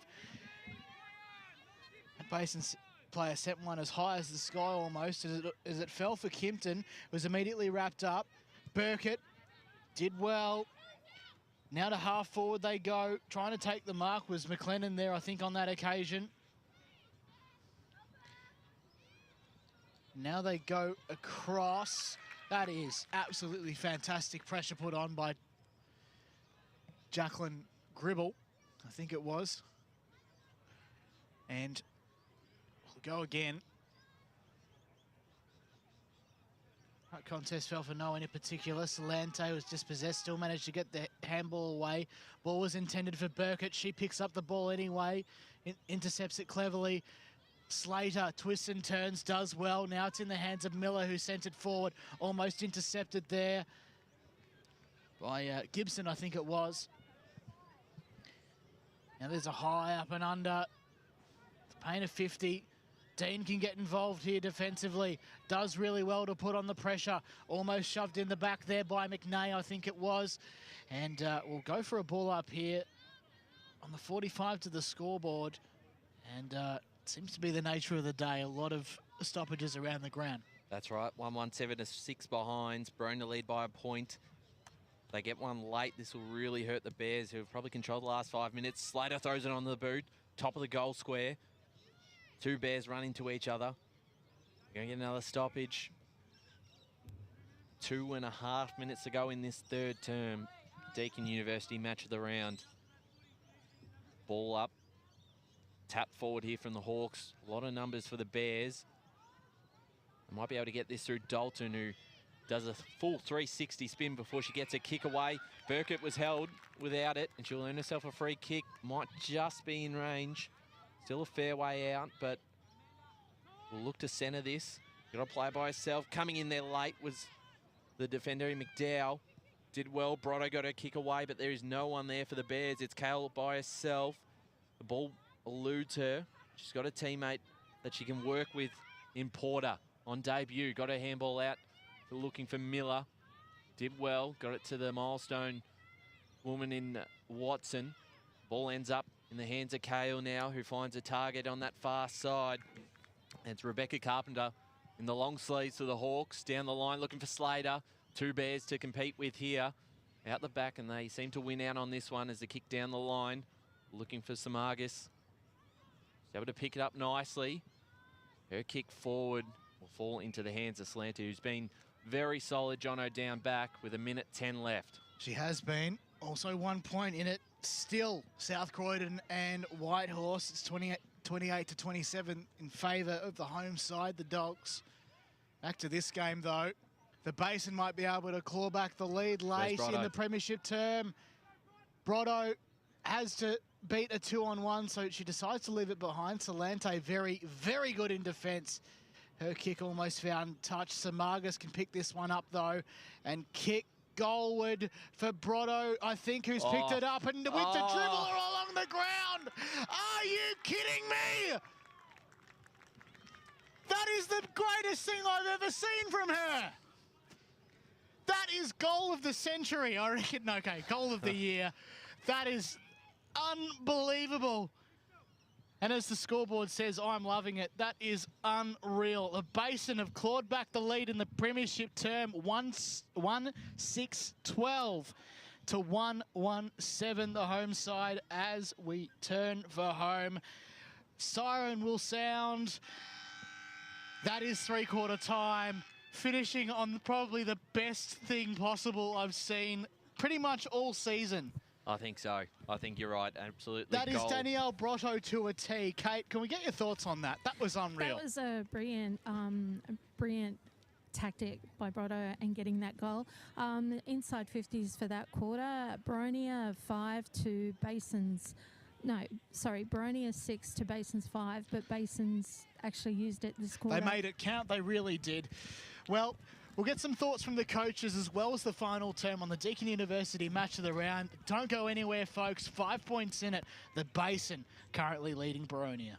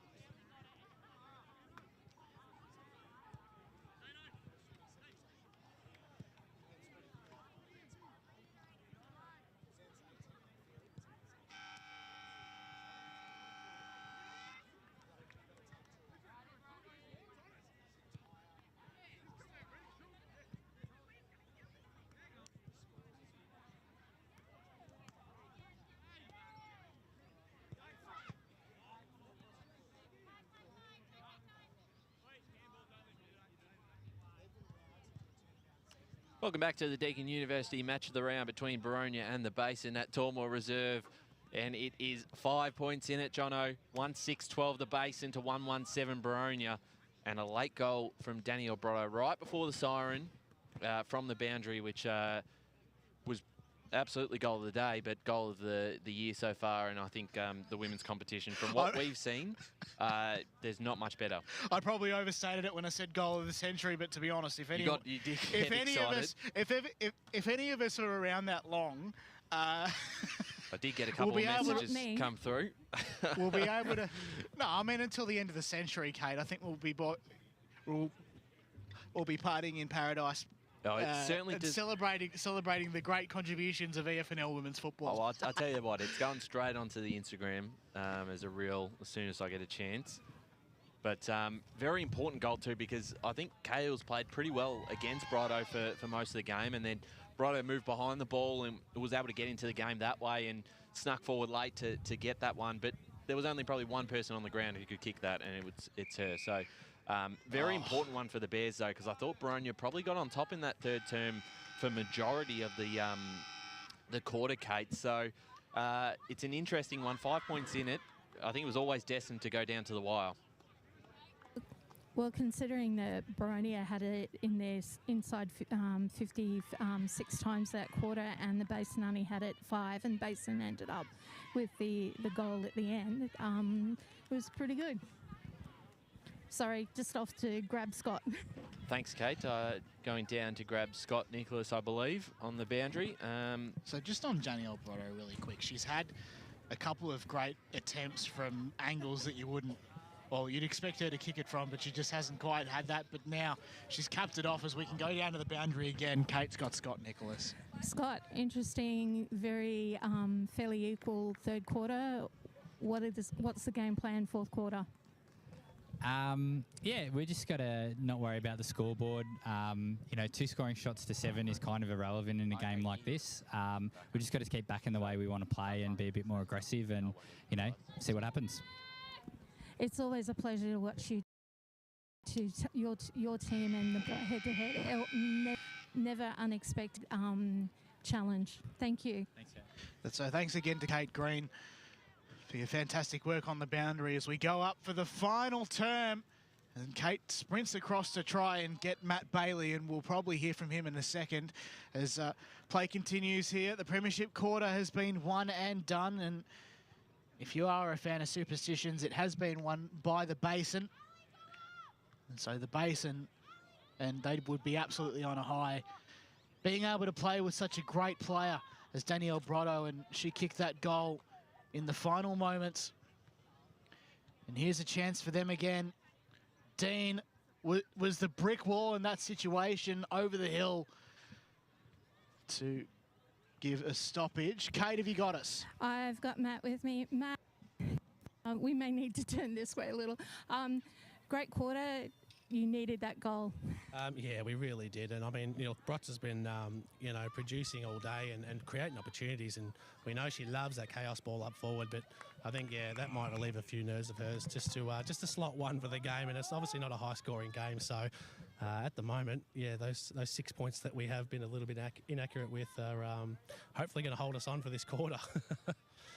It's always a pleasure to watch you and Boronia go up against each other, because you are two teams that are actually very evenly matched.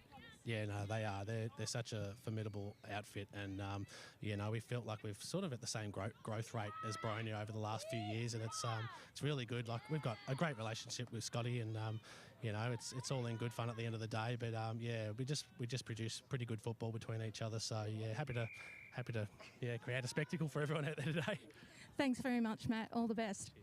Thanks there to Kate with the assistant coach from the Basin. Matt Bailey is currently at the moment with a 5-point lead. It's inside 54, the Bears. The kick away here from the Hawks through Cahill.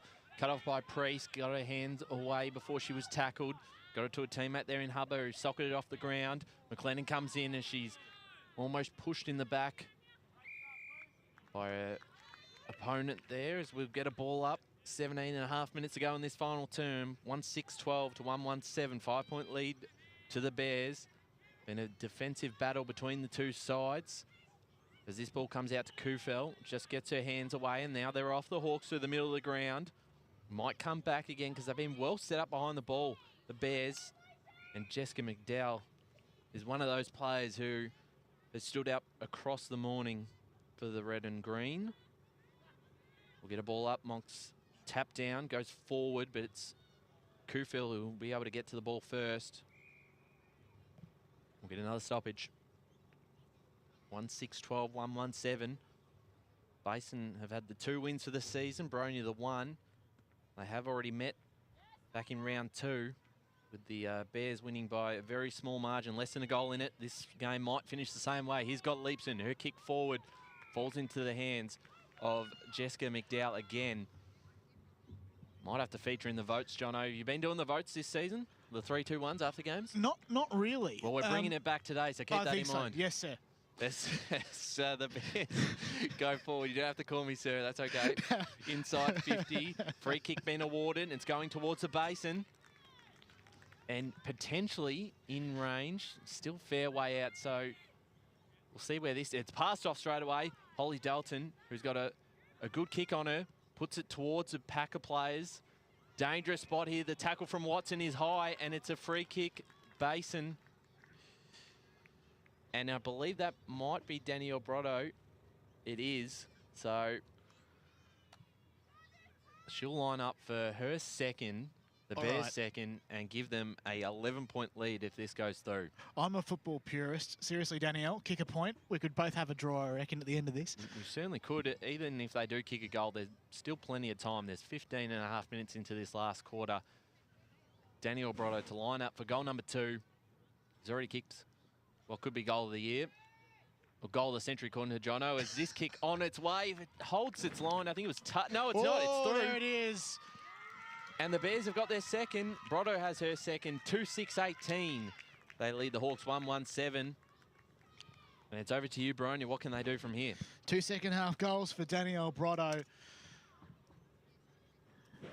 And, well, depending on the pace of this game and how well Boronia can exit out of defence and actually convert their inside 50s. Speaking of inside 50s, Kate, what have you got for us?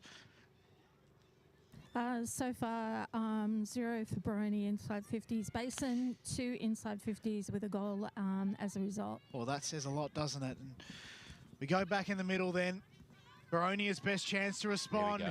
Here's Slater, puts on the afterburners, sends it for home. I think that was, sorry, McNay. Yes, it was. Intercepting, but umpire Wright's got it very, very close to the teeth of goal. Got leaps it, got it down for Slater. She's got to work really well, but she's been infringed with. And there is a free kick, so this is very, very important for Rachel Slater to kick this. But she does go somewhat across, almost goes all the way. Out the back, the Basin defender's doing very well, but an out-of-zone free kick, it sounded like. Boundary. Let's go down to the boundary. Kate. Head high. So, head-high contact results, and the Basin can take it from defence. I think that was Grimmett. Thank you, Ryan. Slater, a chance to intercept. And holding the ball immediately, she got it. Oh, stiff. So the Bears to clear this out of their back line, out at half back towards us. They have an 11-point lead, largest margin of the game so far. As this one manages to stay in play, Priest. Umpire's called something. It's a free kick towards Boronia. Called that it was just a throw. Out of zone as well, again. They look to go forward. Still 12 and a half minutes, so plenty of time, just the 2 goals in it. The handball off to Miller in towards a dangerous spot here. Greenheld slipped over, still got her hands off. Got Leapson, well pressured here. Got her hands off to Miller again. And she's caught for holding the ball. So free kick Bears, centre half back for them with 12.5 minutes to play in this final term. They lead by 11, 2-6 to 1-1. Kick down the line, looking for Brotto. And she stood up in this second half. Danielle Brotto has the 2 goals for the Bears. That has them in control in this last term. This kick here in defence is Ali Gottliebsen, who takes the mark. Coming back from the VFL this week. She'll look to switch this one. Out on the far side is Kufel. It's cut off though by the Bears, by Grimmett. They've got plenty of numbers around the contest. There's Grimmett again, handball back. Samagas couldn't quite control it. Chance of the Hawks now to go forward in the direction of Slater. She takes the mark. Been impressive as usual, Rachel Slater. Back in towards attack here. Out the back was Gribble. A chance of the Hawks. She picks it up now. Shot on goal. It's going to be cut off by the Bears. Doing very well there. And that kick might be a bit much for Priest to work with, but she does very well. Got off to Dalton. Did very well in that one-on-one contest. Slipping over there. The Bears defender. Here's Slater. The class of her gets a handball off to a teammate. And the umpire's called something here. There's a ball up inside 50 for the Hawks. They will need one soon. Can't concede another one. I feel like Danielle Brotto should be entering VFL discussions at the moment. And also for the fans wondering, the Darebin Falcons do play tomorrow out at Genesis Steel Oval. So local footy is very fickle, but then again, those VFL players and the access to the local leagues have with them is just absolutely fantastic and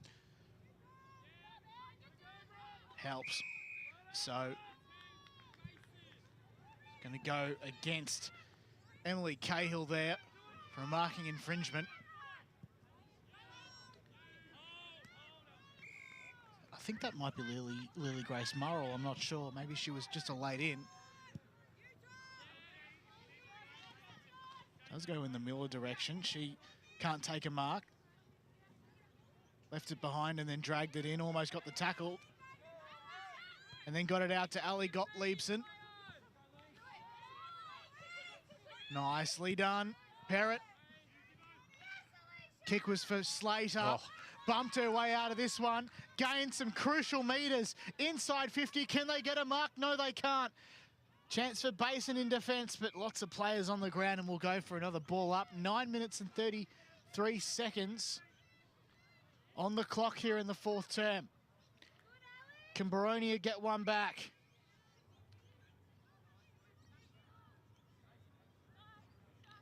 Up goes the footy. Rucks go at it. Salante goes around the body. Free kick. And a free kick to Boronia.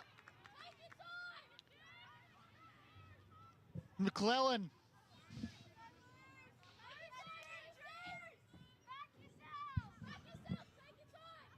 Not sure who I can award the foul against, but there was that one opportunity to do a foul call anyway. She kicks forward, can't quite get there, and we got a ball up. Inside 50 here for the Hawks. 8.5 minutes to go, final term. They trail by 11 points, so they're going to need the next one very quickly. They've had a couple of chances late. Snap around the corner from Greenhag will bounce out of bounds. Bears footy in the back pocket. Taking that kick will be Ellie Weldon, I believe. But plenty of numbers around the contest inside 50 for both sides, and it's making it hard to score. This kick towards a big pack of play. Out the back there is Greenhag, picked it up nicely, got it for Slater. Slater puts it on the boot towards goal, and it sneaks through. And what a big time goal from Rachel Slater. She's got 2, the Hawks have 2. 2-1-13, trailing the Bears 2-6-18. If there's one player who's going to stand up and keep the Hawks in it, it's Rachel Slater. So the thing is, Rachel Slater and Danielle Brotto are just on par with each other, and they are the power forwards for both teams, which just makes this game what it is. And well, they're 2 of the best players in the comp. Oh, absolutely. And across the entire 5 divisions as well. Has to be said, Super Rage Slater, absolutely fantastic. 7.5 minutes gone, to go, sorry. Boundary. In the final term, let's go down to the boundary with Kate Green quickly. Inside 50s, Boronia 6 to Basin 2. So, to a flyer, Boronia. Oh, that was very well kept in. Priest. Burkett. +1. McNamara. Here we go. Here's a chance for Slater. Around the body. Had to get the hands off to Carpenter, I think it was. Sent it along the ground. Here's a chance for the Basin to clear. They do just that, but it's going to go only as far as Burkett, who takes the mark safely. Options present, but she takes her time. 6:40 to go in the final term. She goes centre bound. It's in the hands of Solante, who's been fantastic all day. Definitely worth a vote, one would think.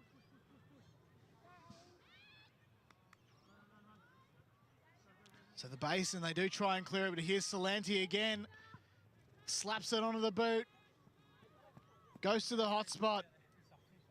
Chance for the Basin to clear again. Hands off Swan. Ball's at ground level. To no avail. 6 minutes to go. Boronia 2-1-13 plays Basin 2-6-18. Here in the Deakin University match of the round between the Boronia and the Basin. You're with EFNL Media Manager Ryan Long. The Hawks try to go forward again, looking for Burkett. It's cut off by Brotto. Gets the kick out, looking for a teammate there in Van. She was well beat there by Gottliebsen and Slater inside 50. Although I believe that might have been Watson. 50th game for the Hawks today. So out at centre half forward here for Boronia, as you said. 5.5 minutes to go in this last quarter. They trail by 5 points. Tapping it forward there, Burkett did very well. Got it off to Miller, or Solante, who goes forward. It's a 2-on-2, and it's Rachel Slater again who takes the mark. And she's not passing this off. She'll be going back and having a set shot here. Probably about 40 metres out, Jono, maybe. It's going to be a big kick. But she's got the distance on her. She's already got 2. Looking for goal number 3 and to put the Hawks back in front. Bang. Kick on its way. It's not going to be a goal. Might stay in. Bounces through for a behind. 2-2-14 Boronia. 2-6-18 the Basin. 4 points in it. 4 minutes and 45 seconds left on the clock in this final term for the Deakin University match of the round. Handy point. We can go out. We can go around the grounds just briefly. The halftime result. The halftime score, we believe, from the Devils and Croydon North Emlock. Devils 28. Croydon North Emlock 17. Only 11 points in it. The Devils obviously need to bounce back after a tough loss against Mooralbark, who today, in case you've missed it, have been defeated at the hands of South Croydon. Back to this game, though. Over the hill. Players hit the deck trying to get this one out. McNamara gathers. Sends it inside 50. Swan takes a great defensive mark. Plenty of space available on the fat side of the ground, but instead they go the thin one. That's Murrell, I think. Tried to claw forward, but Bree Watson was wrapped up at the end of all that. 3 minutes and 25 seconds on the clock here at Tormore Reserve in the Deakin University match of the round between two absolutely fantastic sides. Burkett gets it off to a teammate who breaks free. Got Dean lurking. Parrott at ground level is wrapped up. And we've got a stoppage very close to the half-forward flank, Ryan. Absolutely, 3 minutes left on the clock. Last term, 2-6 to 2-2. Boronia trailing by 4 points. Basin with a lead. They're holding on dear life here in defence. And it's holding the ball. Free kick going towards the Bears. Deep in defence. and looking to take some time off the clock. She'll be in no rush to kick this one. She's called to play on, and she almost was caught there by two Hawks. Got the kick away in time, got leaps and cuts this one off. Pack of players out here on the far side will hold this one up. And Basin won't mind the constant ball ups or stoppages. That's just time off the clock for them. It's coming up to 2 minutes left in this last term. They lead by 4 points. The ball comes out towards the boundary line, cut off. Slater couldn't quite get there, so we'll get a ball up. Right on the boundary line. And Rachel Slater is for the Hawks. Sorry, Ryan. And Rachel Slater is definitely the key to all this. She is. As umpire Wright gets ready to bring the ball back in, she throws it up. Dean at ground level, McNamara as well. Another ball up. 90 seconds. 4 points in it. Who gets the chocolates? In another edition, and indeed match of the round edition between these two teams. Clearing kick for the Basin. Here's a chance for Boronia to try and bring this one out. I think that was Watson at ground level just over the hill. Boronia still managed to bring it back in. But the mark is taken by Jamie Monk in defence at half-back. She can slow down the clock, Ryan. Oh, she absolutely will. There's 1:10 left on the clock. They're almost there, the Basin. Last 3 times these sides have met, there's been less than a goal in it at the final siren. It's going to be the same here today. Kick forward here from Carpenter. There's still a chance, the Hawks. They'll go towards the top of the square. The Basin have got 3 on 2, and there's Danielle Brotto, who's put herself behind the footy to take that mark. Oh, wow. With 45 seconds to go, she'll take her time before looking to find Brooke Priest. Could be cut off by Dean. Priest did well, kept it in front of her, kicked it off the ground, and she's done very, very nicely here.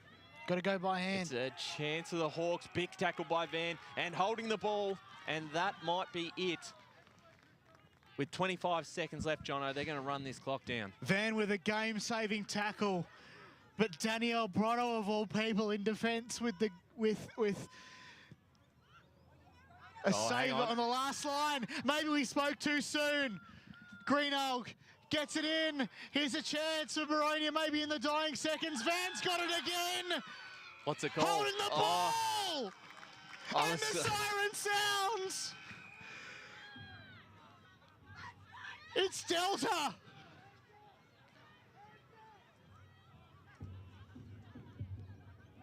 Wow! Didn't expect this finish. Delta Greenalg. Boundary. Let's go to the boundary quickly. It's never dull with a Basin Boronia game. I don't think I've ever seen this before in this game between these two teams. Oh, here she is, Delta. Everybody is on the goal line. Delta goes for home. High up and under.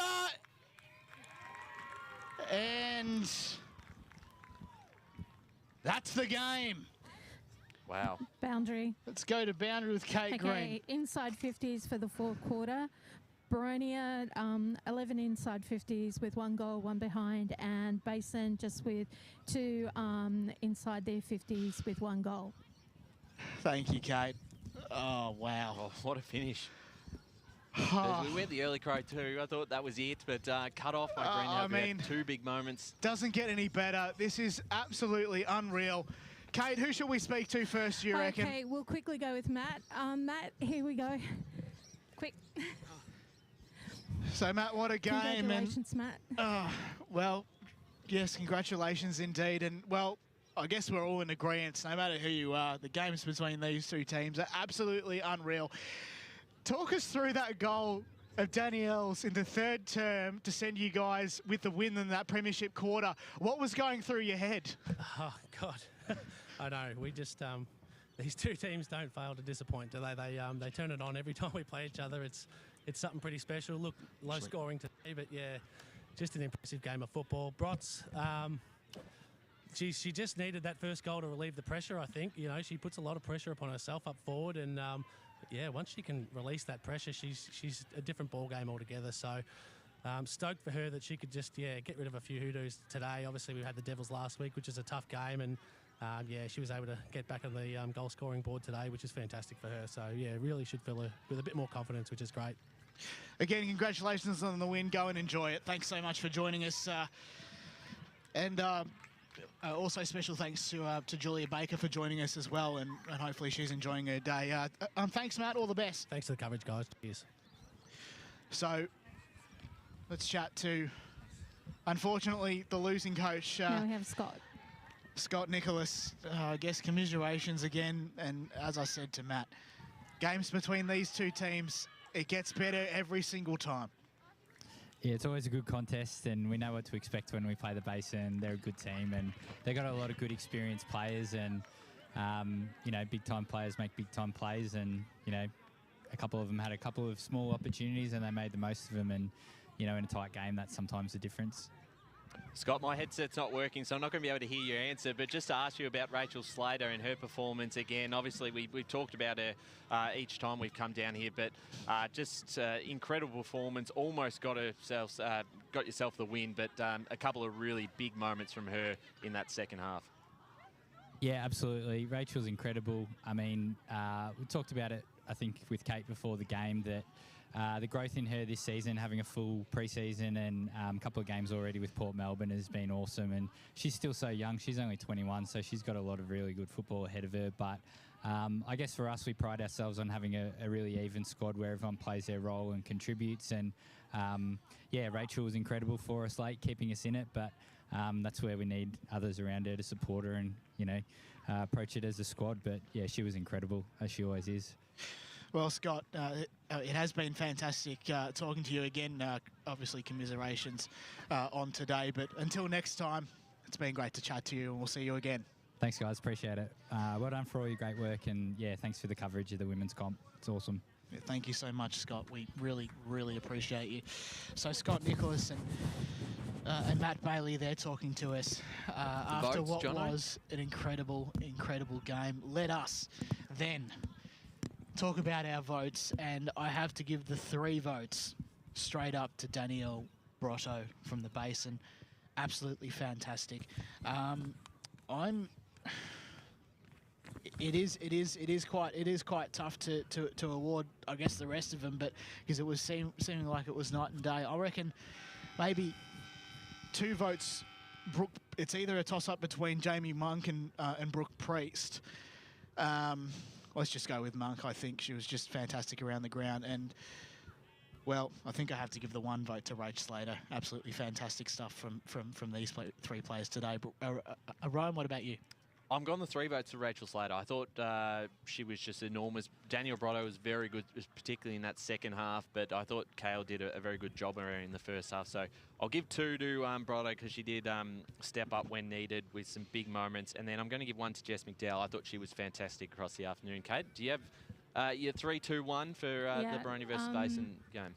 Sincerely can't go past Slater for 3 because she really was in absolutely everything. Then a quiet worker, Kimpton for Basin. She was everywhere. And then for 1, I'm equally tied between Greenhaw and Grimmett. They really were the quiet worker horses. So that's my 3. Just what a fantastic game. I don't think I'll ever recover from that, and I don't think any of us will. It was just so great. I mean, usually we save the best till last, and I'm just off my absolute rocker when when a team gets up at the Brotto kicked that goal on the goal of the century. You labelled it as. Words come to mind quickly, don't they? But no, well, as the sun shines on a beautiful day here at Tormore, that just about does us for another Deakin University Match of the Round. Hey, don't forget you can also check out the EFNL Podcast Presents Network on Spotify or wherever you get your podcasts, where, of course, we do, I guess, bring to you the Deakin University Female Footy Focus podcast with, of course, my counterpart, Ryan Long, and Josh Ward as well. Maybe even I might be on it once or twice. But that, again, does us. I've been John O'Ven, and I've been joined by Ryan Long. Thanks so much for joining us, mate. Really appreciate it. Great game. Yeah, and to you, Kate, as well. Thank you very much, as always.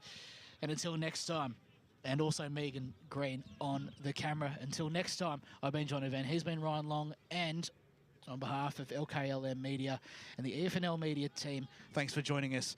Until next time, it's bye for now.